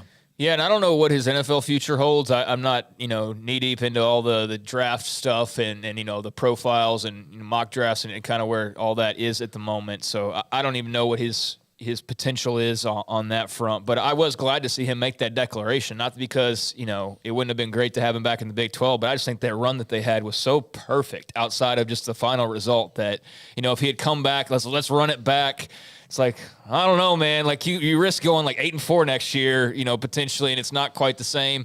But still, though, like if he had done that, we would have celebrated, and that would have been great news too to see him play again. But he wasn't the starter when the year began. No guarantee he doesn't lose the job, like he did last fall to Chandler Morris. So it worked out really well. And, thanks to the folks for making that happen, giving us a chance to talk to him. He was just in the national title game 2 days ago. Yeah, and here he is. Remember, I'll never forget, Jalen Hurts at Alabama was a finalist for the Earl Campbell Tyler Rose Award and lost to Clemson on the last-second touchdown. He was here, or he was in Texas, that's where he's from, but he was at the banquet like the very next day or 2 days later. Yeah. And yes, Michael DeHart on the chat. Listening to Max speak, his young voice, I think a lot of us forget that these are young guys and kids, rally young to a lot of us. Yeah, no doubt. I mean, really young I've actually had various moments over the years where I kind of remember who and where I am in life and like the people that we're talking about. And I think that's important to do every once in a while because my 21-year-old self or whatever Max is, no way in hell anybody's asking me to do a radio interview or wanting to talk to me about, this grand accomplishment or whatever the case may be. So yeah, he's already had a giant impact, obviously on his community and on the TCU community as well. And it has a lot more in store. And those other guys are all great reps as well. So yeah, that's awesome. So we had Sawyer Robertson, the Mississippi State quarterback transferring to Baylor, who joined us early in the show today. Cody Carlson from the NIL Advisory Board at Baylor. And then also Frank Harris, UTSA, and Max Duggan. And now joined 2 minutes. We got 2 minutes with Bijan Robinson. Are you listening, Paxton? Bijan. I'm listening. I'm here. Hey, buddy. Bijan, we had you on during Big 12 Media Days, and you had a great run. What does tonight mean to be a part of this, especially with Earl's name on the award? Yeah, man. It's a huge blessing. I'm just glad that God gave me the opportunity to be here with these great guys and to be at such a high award. And it's just a fun experience. Earl's a huge leader of mine, and he sets the example of being a running back but being a Texas football player. So just being here and being in his name, it's an honor. It's definitely a blessing for sure. How often have you been able to speak with him over the years? Oh man, I mean, we'll talk a lot. When I met him my freshman year, it was just an honor to meet him, but for him to just tell me so many different things about, just the city and, just the people in the city, it's just a great opportunity to really get to know him and even just throughout my years here, him, just texting me and calling me and just having, those small conversations, man, it was just huge for me. So yeah, just getting to know him and talk to him, it's been awesome. Bijan, you're an Arizona guy originally, decided to make the trek to Texas and to Austin, and I know you've been very outspoken in how much, you love the community and all that, but to have Texas across your chest, to have lived in the state the past 3 years, and part of why you're at the award banquet, what's that meant to you and that's this part of your life? Man, I mean, Austin, but all of Texas has been just an honor just to be here and get to know so many people here, man. I mean, I didn't really watch Texas growing up, so it was all like really new to me when I got here, and just how people just embraced me when I showed up on campus, and even now just leaving, for the NFL, it's nothing but love here, and I just can't thank everybody enough for everything that they've done for me, and all the relationships that I created here. So, man, I just enjoyed this process a lot, and I'm excited to see what the future can hold for me, while I'm here and wherever else I'm at. I have one question. I know you got to go. What was it like not to play? I know you made a business decision. You needed to do that for the bowl game, but what was it like not to play in that game? I mean, obviously it sucked. I always want to go out there. I'm a huge competitor, but just for me, getting to be a voice to my teammates and letting them hear my voice and understand that I'm still with them no matter what. That was what was huge for me, and I can't wait to see what those guys. I can't wait to see what those guys do next year. For their process for the season. Good luck. An NFL team's going to be lucky to get you. Bijan, thanks for your time. Good luck tonight. Bijan Robinson, Texas running back, one of the finalists. We had three of the ones that will be there: Frank Harris, UTSA, Max Duggan, TCU, and Bijan Robinson, running back from Texas. I was not with you at Big 12 Media Days. I was getting engaged, but humble brag. Yeah, I did hear the interview, and then you see Bijan, and we had the kind of same thing when we had Sark on a couple of years ago, where all of us grew up in Craig's an Oklahoma fan. I grew up in an Aggie household. Texas is kind of the rival school in all of that. Bijan Robinson has that Earl vibe to him, in that no matter what team you like if you know anything about Bijan, it's going to be hard to root against him at all. Earl, and like I say this every time we have Earl on, I think Earl is everybody that grew up in that era in Texas' favorite football player, regardless if you were an Aggie or Texas Tech or wherever. You just love Earl because Earl represents so much more than just toting the rock. And I think Bijan has a little bit of that vibe to him. Yeah, no, I obviously don't root for Texas. Mm-hmm. I think my hatred of them, can be overblown just by making a simple comment sometimes because I'm an Oklahoma fan. It's I can be rational, dude. I didn't grow up a Cowboys fan, but I've been in the radio stuff for over a decade and had to cover them plenty of times, and I don't think anybody's ever blinked on talking about them. You know what I mean? So, and if anything, I think we've established that I overblow expectations for UT pretty much every single time. And so just, I say that preface that to say I can look at it genuinely and not go oh, he played for Texas, scumbag, or how fans can be sometimes, or whatever. I don't care what jersey Bijan Robinson ever wore. I'm gonna give that young man all the respect in the world that he deserves and he earns and that he commands, and he certainly does command some respect and has earned a lot of respect. And on top of that, he's also a great football player, but he truly is wise beyond his years and how he handles himself. And so credit to the people around him for how they've raised and brought him up and help mold him as well. But credit to him for just being at a place in life where a lot of people are trying to figure out what they do, and he's making big time decisions and on a big time stage, and he's got big time money being thrown at him even before the NFL stuff, and he's handled it all really well. So kudos to him, and best of luck to him moving forward, although I don't think he'll need a lot of luck. No, he won't. He's a fantastic football player. And so, all of them, Frank Harris, Max Duggan, Bijan Robinson joined us here in the last hour on 365 Sports. Do we need to make up a break, Paul? I mean, we can do one real now. I mean, we can make up a live, but we're good on the spots, I think. Okay, all right. Well, we have the top five coming up at 5:50, 40, whatever, as the Open now says. Garrett, great job juggling. Obviously, Air Marie Winter, Jack McKenzie, and also Jacob Wilson have been behind the scenes, although we like to make sure everyone knows they're here because of what they do, too. Don Williams, Lubbock Avalanche Journal. Let's update that, confirming that Baylor running backs coach Justin Juice Johnson is in the process of being hired by Texas Tech. And if that other report was correct, it would be an assistant head coach and wide receivers coach. So like we said earlier, good get for the Red Raiders. That tweet I quoted earlier about, I wonder how they'll spin this one, got deleted. But I think there's a response now to that. And that kind of tipped you off that was not just rumor, that was in the works. So now even further confirmation from Don Williams. And I think we said all to say on it a few minutes ago. Really, really good get. And now, what does Dave Aranda do and where does he turn? Just like he had to, this one, not so much his decision, but with Ron Roberts and Ronnie Wheat, that was, what do you say, about 2 or 3 weeks? Or was it longer than that, the hiring process?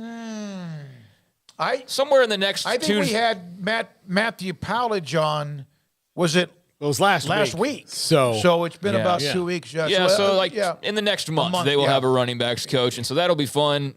You don't want to have to do that if you don't have to, especially if it's not somebody that's getting booted. But that will give us a little something else in addition to all the recruiting that never really stops to discuss. There's also less going on now between the time Ron Roberts got let go and. They still have to recruit for the second signing day, but for sure, outside of that and getting ready for spring football, it's not signing day, transfer portal, all that stuff. I mean, transfer portal closes in a couple days. By the way, this just got this tweet. Saw this tweet. Brandon Orsello, the transfer waiver guidelines for undergrad student athletes who are transferring for a second time just got harder, so that we don't have. They call this the JT Daniels rule. let's see. Each waiver request will be evaluated on a case-by-case basis, but moving forward, student athletes meet one of the following criteria to be granted a waiver to compete immediately. A demonstrated physical injury or illness or mental health condition that necessitated the student's transfer, supporting documentation, care plans, and proximity to the student support system will be considered, or exigent circumstances that clearly necessitate a student's immediate transfer from the previous school, physical assault, those kind of things. All other guidelines will no longer be used for waiver requests during the championship seasons that first occur in 23 and 24. Part of the tweaking, tightening, sometimes loosening things up, because it all came at one time. And I think you'll see a little bit of this. And I do think that I do think, even though we want to see freedom of whatever you can do, I do think that there needs to be some, and when I say this before, someone thought I was trying to like knock down student athletes. So I want to be, there has to be some sort of at least rules along the way. Otherwise, you're going to have a guy transfer 4 times in 5 years to 4 different schools. And I know what you say. Well, the coach can do it. Well, okay, that's also a profession. And so basically, if you want to stop it, they're going to have to put these guys as professionals and have them under contract, because coaches have contracts. Yes, that's what I'm saying. And the point that I've always made when people say, well, coaches do it, and that's a very good point. It's not one that people shoot through. But what happens when a coach leaves more often than not? Buyout. There's a buyout. What does that help with? It helps hire the next coach. It helps pay for whatever you need it to pay for. There is some consequence normally to it, if it's a high-profile enough guy. And I think that's the thing here, is there's just absolutely really no consequence. And you don't want it for the athlete, but that is where it does differ a little bit, is that there is at least, okay, you lose this guy, you're getting a couple million in return that you can then use, elsewhere. But if a guy just ups and bolts, you don't have something to help alleviate that loss. And so I don't know. I mean, it's that coaching side of the argument is the one thing that they did not foresee when they kept just raising up the prices and raising up the prices and raising up the contracts, billions and billions of dollars and guaranteed and dead money, and loser coaches. They're just sitting there, collecting checks for like 5 years unemployed. Like that amount of money that was thrown around and just thrown around dead money wise is the argument that can't be challenged when you talk about player freedom, because anything you say is like, coaches do it. And like I said, there is some difference there, but not enough of one to really eliminate that argument. And that's where, the folks in charge, the adults, they did not foresee that consequence of the out of control coaching contracts and then the out of control movement. And they didn't realize that one day somebody's going to look up and say, well, if you can do that, why can't they do that? And, and there's never been an answer for it since then. And, since that's been established, we've seen a lot go in the direction of player freedom, and that was overdue and that was needed. By the way, there are some people who I have great respect for, those in the coaching community, high school and or college around Texas and elsewhere, who are all mentioning that in their opinion, again, I don't know what Dave Aranda might be thinking when it comes to replacing Juice Johnson, that they already have a guy on staff that they ought to look at in Tyler Foster. He right now is the Associate Director of Player Personnel. This is, again, coaches going to bat for him, which is great for them to do that. He's been at Kansas State as an offensive analyst. He's been a recruiting analyst at Oklahoma State. He played at Kimball High School in Dallas, which, of course, is a absolute amazing place for recruiting. He played college at Kilgore College and then UTSA before earning his master's degree there in 2017. As a Dallas, Texas native, graduate assistant as well at Prairie View A&M. So at least keep that name. Dave Miranda might have a list of 5 people. No more coaches ever. You always have a list of whatever happens. But that name, that's interesting. A lot of people going to bat for Tyler Foster, who was on their staff, the Associate Director of Player Personnel at Baylor. When we come back, Paul Catalina, no top 5 yesterday. We do it today. Again, right here on 365 Sports. Waco Custom Marketplace, your hometown grocery store with a full-service butcher shop and bakery. The butcher shop where they will, if you call in and go, hey, I want 8 bone-in ribeyes. I want them 1.25 inches thick. They'll cut them. There's 3 different grades or levels of what beef you want, USDA approved, of course. And then you go pick it up when it's ready. They'll call you, or you just say, I'll pick it up Wednesday. Or it's now Wednesday, pick it up Friday so you could have it on the grill for some time this weekend. Maybe you want bacon wrapped fillets and thick. I mean, they will put them up this thick if you want them. They'll bake them. They'll wrap them in bacon. Or it's just something else you want. Maybe chicken, a whole chicken pieces, whatever. Norwegian salmon. And on top of that, they also have pork with all sorts of different types of sausages you want. Some of them are, of course, already smoked. And on top of that, they have a full-service bakery with treats and sweets. And then there are also up and down the aisle of Rotel tomato cans, or even if you want pasta, seasoning, sauces, mixes, whatever. It's Waco Custom Marketplace at 425 Lake Air Drive in Waco. Kick off the new year at the Start Something New sales event. Get up to $2,500 in total values and 1.9% for 72 months on the new 2023 Jeep Grand Cherokee Limited with second and third row seating options. The Start Something New sales event is happening now at Allen Samuels in Waco.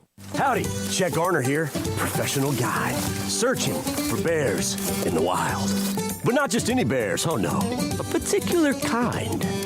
With hundreds of thousands roaming freely in the wild, yet still hard to spot unless you know the signs. There they are, Baylor bears. If you're a bear enthusiast or even a bear yourself, join me and let's find some bears in the wild. Join the expedition at baylor.edu/alumni. Hi, this is Paul Catalina. I recently got engaged to the love of my life, but the most important thing that I had to do before I popped the question was get that perfect ring. And I know nothing about rings. So I went to the wedding ring store, Boozer's Jewelers on Valley Mills Drive. I knew I needed a custom design, and that's exactly what they do. 9 out of 10 of their engagement rings are designed in-house. The entire process took less than a month, and they were great every step of the way. Great options on financing, excellent selection, and talented designers. My fiance and I get nonstop compliments on the ring. I only deserve credit for doing the smartest thing I could, walking into Boozer's and letting them work their magic. Your one-of-a-kind fiance deserves a one-of-a-kind ring, and that's what you get at Boozer's. Boozer's Jewelers, the wedding ring store on Valley Mills Drive. From the first workout to the last practice, sports is an incredible and rewarding challenge. Hi, this is Dan Ingham with the First National Bank of Central Texas, and we're proud to support each athlete, every parent, and our educators. From families, small businesses, to the biggest industry, we're here to help. With remarkable products like our free First mobile app, we've got banking ideas that fuel big dreams. That's the First National Bank of Central Texas. Familiar faces making local decisions. Member FDIC, Equal Housing Lender. Shorty's Pizza Shack at 12th and Bagby is a homegrown, locally owned pizza place that's out of this world. Everything from the dough, the sauce, the sausage topping is made fresh in-house. Not to mention the amazing pizza pillows, the chicken wings are to die for. Try the Sikkim sauce, chili cheese fries or tots, plus great specials on food and drink every single day. Shorty's is also the perfect spot to watch the game with your friends. Shorty's Pizza Shack at 12th and Bagby. Tell them Paul sent you by. Automatic Chef Canteen is a full-service micro-market vending and office coffee provider with state-of-the-art vending equipment, a wide variety of products, and offering custom-fitted micro-market vending office coffee solutions for your employee break room. You want a full break room solution and a workplace oasis? Well, Automatic Chef Canteen, locally owned and operated for over 50 years in Central Texas, also includes in-house mechanics on call 24/7 for fast, reliable service and maintenance. Automatic Chef Canteen, 6900 Imperial Drive in Waco, or online at automaticchefcanteen.com.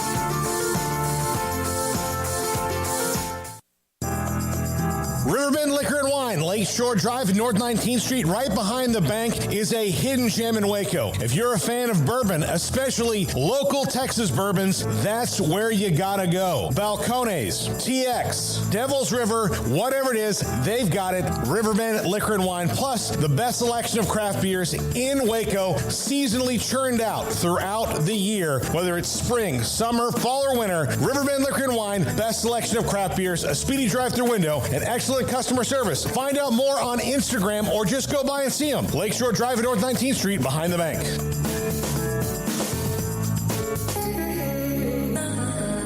This is Paul Catalina's Top 5 at 5:45. Or is it 5:55? Either way, it's the Top 5. Welcome back. I was not here yesterday. My fiance was dealing with something, poor girl. She's still dealing with it, but she's better than she was. But I had to perform what will future be husbandly duties yesterday and take care of her. But she is doing better, in case you're wondering why I was not here.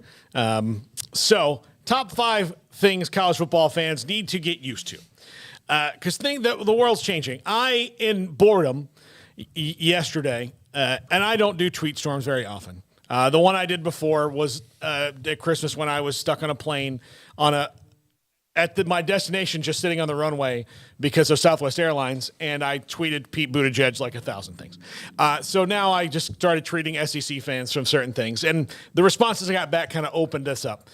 I don't know if everybody grasped that the college football world is changing. And so I wanted to kind of go through that. Number 5, successful records are going to look different. They're going to look different.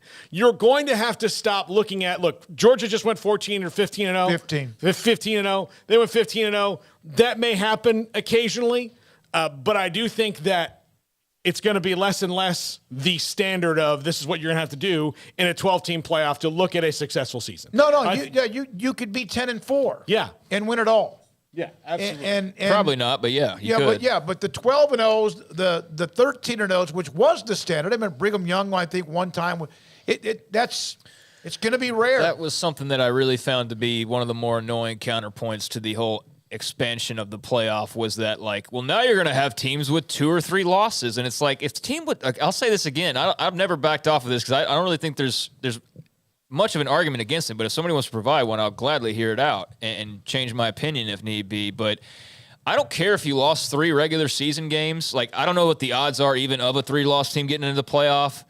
But if you lost a couple regular season games, okay. I guess we're not going to have our perfect, undefeated, clean white sheet of paper national champion that I guess people feel like is the only, you got to be 1 loss or 0 loss. If a 3-loss team gets in the playoff and they roll through that bracket that we just showed a little while ago, they deserve to be the dadgum national champion. I don't give a damn what is in the loss column. I don't care how many numbers are there. If they roll through those 4 weeks of beating the likes of some combination of a team from the SEC and a team from the Big 12 and a team from whoever, then they're deserving of it. So, yeah, I do think that records are going to have to go a little bit differently in the eyes of people who are used to it's got to be perfection or 1 loss or it's not worthwhile. Jack Huffman, totally agree, Craig. By the way, one of the questions is there a possibility now, and I can't get the name, my screen today on this chat room, someone could go 17-0? Yeah. 12-0 in the regular season, win a conference championship, and would you play 4 games to win the championship?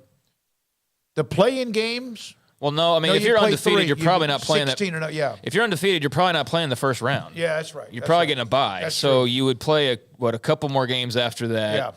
Yeah. So you'd be looking at, with a conference championship game, 16-0. Yeah. It would be. And now, Jeez. maybe in some wild year, there's a team that's undefeated playing in the first round, but I don't think that would really happen. Like Tulane. Well, if Tulane had gone undefeated. But, yeah. And then if they ran the table, then yeah, they would be 17-0 maybe. Yeah, and they weren't one of the highest ranked, conference champions, then they wouldn't get that bye that first week. Number 4, schedules will be harder to pad because all these conferences are changing and different, and they're going to rotate more year in and year out, which is good news in that you may not get behind the bad weight of the schedule. Like the Big Ten, you could get behind the bad weight of that schedule for 4 or 5 years in a cycle, and then your team is maybe getting better, but it's hard for anybody, including recruits, to see because, you've got Ohio State, Michigan, Penn State, and Wisconsin in the same year, and then somebody else in the league only has one of those teams. So now it's going to rotate year to year. You'll be able to navigate that better, and because the difference between 12 and 13 is probably going to come down in a lot of cases to who played the better week 1 or week 2 non-conference opponent. You maybe aren't going to be able to kind of throw some of those in there. Those UT Martins are going to have to go away. Which, just an example locally, Baylor's finally starting to play Power 5 schools, as somebody brought up yesterday. Brigham Young the last 2 years, a big boy school, but not Power 5, and that is necessity. Well, I think of UCF.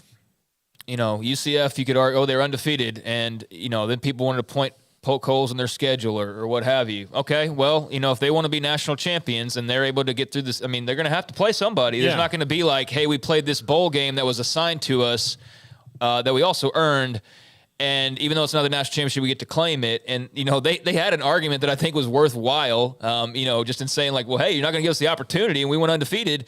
But, now that's not going to happen. That's going to be, okay, you went undefeated in the regular season, you won your conference. Now you're at some point going to play Georgia or LSU or whoever. The year they went unbeaten, they beat Maryland, okay, who's now a part of the Big Ten. Now, this is 2017. Memphis, obviously not. But then they ran off wins against, they were ranked among the top 25 after about the fifth or sixth game. But they did play Maryland. And then, of course, beat Auburn in the bowl game, 34-27. But, yeah, everybody now you have to be very – no matter if you're SEC or not, everybody has to start looking at that non-conference schedule. Yeah. Number 3, dynasties may not last as long. I think this is maybe a longer-term thing. So I don't know. Right now, everybody's fearing what Georgia's about to do. But we only have one more year before this thing goes to 12, and then it could make it immensely harder for even a team like Georgia to run it all the way through. So, and plus getting an opportunity to play in the playoff more, some of those are, again, the big teams are always going to hoard the most recruits, but where the difference lies in the Alabamas and Georgias and teams like that is those people stay there and are there longer, and they have so many of them. But if you took 5 or 6 off of each roster every year, and even if they didn't all go to the same place and just proliferated them around,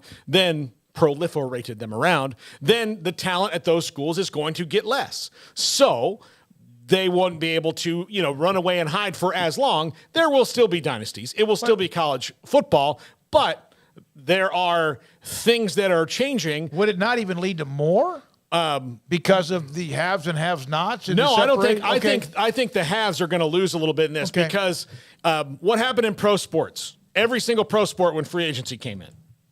Yep. More parity. Now, and then they've changed, like, every time there's the dynasty running away, pro sports changes a rule to make sure that there's a salary cap, there's a luxury tax, there's all these things that teams with the most money and most privileges can't go run away and hide. The transfer portal's the first one of those, and we'll see how it navigates through. And look, it's been a 50-year process in pro sports. It will be the same in college sports. Yeah, I mean, Georgia next year might be a dynasty unlike any we've ever seen if they go win the national title, because they'll be the first with a three-peat. Yeah. So, that's probably your certainly your next best bet and maybe your last bet at seeing something like that. I don't know if this leads to the Alabamas and the Georgia still dominating the college football, top of the pyramid or not, but I do know that, like, there is going to be more opportunities for a TCU to beat a Michigan.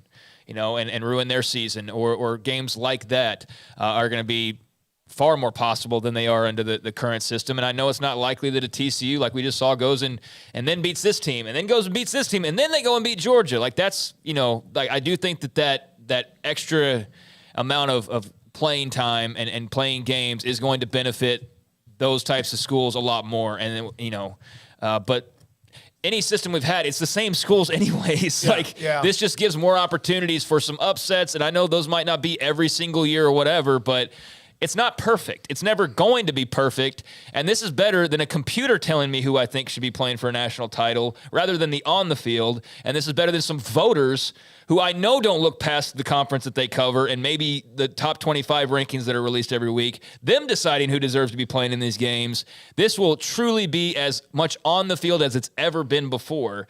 It's not going to be even across the board, but it is on the field. We don't have to wonder, well, how would UCF have done against Georgia? Well, we'll now freaking see it, and we can see whether or not it is how people expected it to be. And by the way, and I hope because of what Tulane did to USC and what they did throughout the season, they also beat Kansas State, that next year when they do the top 25, they don't say, well, that was last year, because they don't say that with all the other schools. And this finally, I don't fear Georgia winning 3 in a row. I think that would be incredible. It'd be history. I think it would be incredible because we've had great teams that couldn't do it, great teams that couldn't do it. And I'd love to see somebody do it, whether it's Georgia or ever see it. But I don't fear them winning 3 in a row. Yeah. The NFL, number 2, the NFL and college will be less distinguishable in the way that they evaluate styles, all the way rosters are built, because you're going to have to build for a playoff structure now. And that's what NFL teams do. You have to build a roster for a playoff structure. You have to react to your coaches in a playoff structure. No longer, Jack asked me this before the show. He and Garrett talked about it on their podcast. Is a bowl game going to be... it's going to be maybe benchmarked along the way. Did you make a bowl game from a team that wasn't making bowl games? Did you win a couple bowl games in a row? Have you gotten us to the 12th team in the country and made the playoff? Are you winning in the playoff? Are you constantly not getting to the next level? So things are going to change in that regard as well, because that's how NFL teams evaluate their coaches and programs, and colleges are going to have to do it the same way. Yeah, that's a good point, man. And that's what some people, now you talk about fear, there are some people that fear that just you can't distinguish between the two. You mean that sport that just goes ahead and has their 2 teams voted on to play in the national championship, no, the 4-team play? No, wait, what did the NFL do recently? Oh, they expanded the playoffs. Yeah. They added more playoff games. Imagine that. No, and I know that wasn't for competition. That was for money. Well, guess what? College football's doing it for money too. So that's why you want NIL. Well, money's got to come from somewhere. And, they're cashing in because the product's, arguably the number 2 brand in America. They see the profits that can be made. There's also a lot more money they're not being able to just stuff in their Scrooge McDuck banks like they were used to when they didn't have to give any money to the athletes. Well, now they do. So let the money flow, man. I mean, it's only going to be a matter of time before gambling's a part of college football. I think that Brett Yormark's already kind of indicated that he's not like pushing for it, but he's open to that's probably around the corner. And that's another avenue where more money could be coming from. But yeah, it's not going to be the exact same. For one, there's a salary cap in the NFL. Mm-hmm. There are contracts in the NFL. There are a lot of differences, but there's money. That's the answer to most everything. Money's out there. So in that regard, yes, they will be less distinguishable. Well, and if collective bargaining comes to college athletics, then those things will be applied as well, because again, there has to be. That's what collective bargaining is. And number 1, this is something I think that fans of certain SEC fan bases need to wrap their arms around. Tradition only matters if you're currently living up to it. So Alabama's 100-year history of football tradition matters now because Alabama is living up to it. Miami's doesn't because they're not.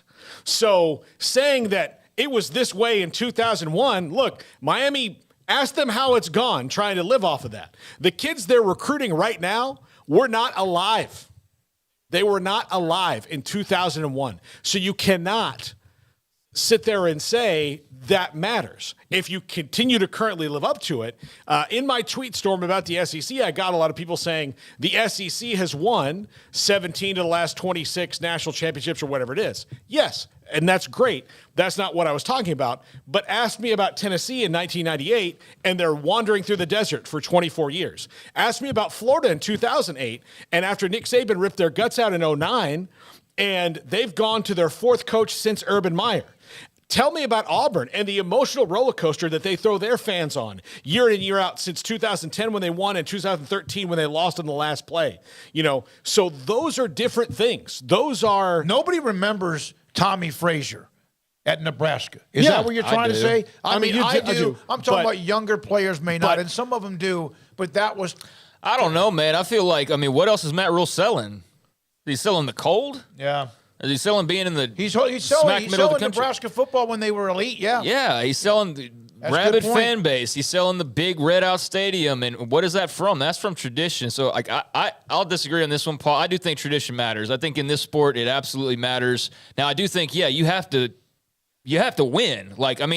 Ultimately in this sport, winning is all that matters. It doesn't matter if you've got 100 years of history or 25 years of history. Just win and everything will work out in your favor. Ultimately, the money will come pouring in. The mainstream TV coverage will come pouring in. Just win. But for those that are traditional powers, this is where I differ. They don't have to always win, And just all of a sudden, as soon as they win, it's just like picking the ball back up and running with it like they never dropped it to begin with. They have that built-in advantage, and I don't think that ever goes away. But you do have to, at some point, win games. That's what I'm saying here, though. Like, it only matters if you are living up to it. Right. The longer that you don't live up to that tradition, the harder it is to be able to tell people. And look, Matt Rule's got a tough sell. I know he's going to sell it, but it's only going to matter if those two things intersect. Otherwise, you're telling me about something that I don't remember. Yeah. Like, it's like...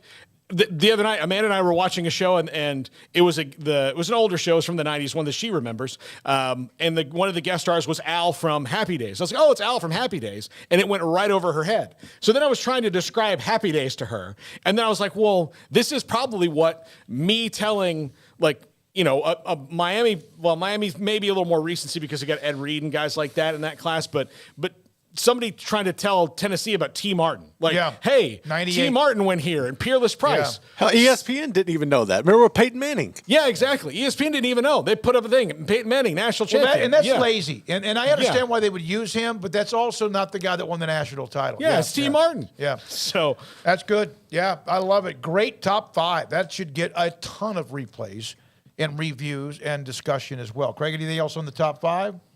Nope.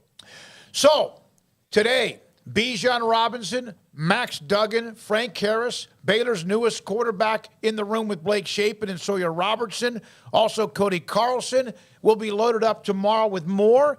Thanks again to Jacob Wilson, Jack McKenzie, Emery Winter, and also Garrett Ross. Tonight, 10:30 on Sports Tonight on the CW channel, we'll have a lot of what we just did for you to kind of in a condensed version thanks to what Emery does and the magic of Emery Winter.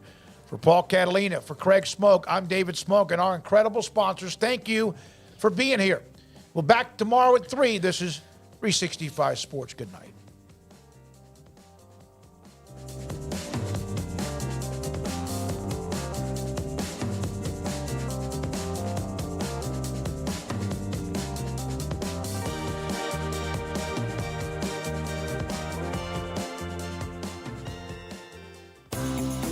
Ideal MRI is a small family business right here in Central Texas. We're open to support you while lowering the cost of healthcare bills.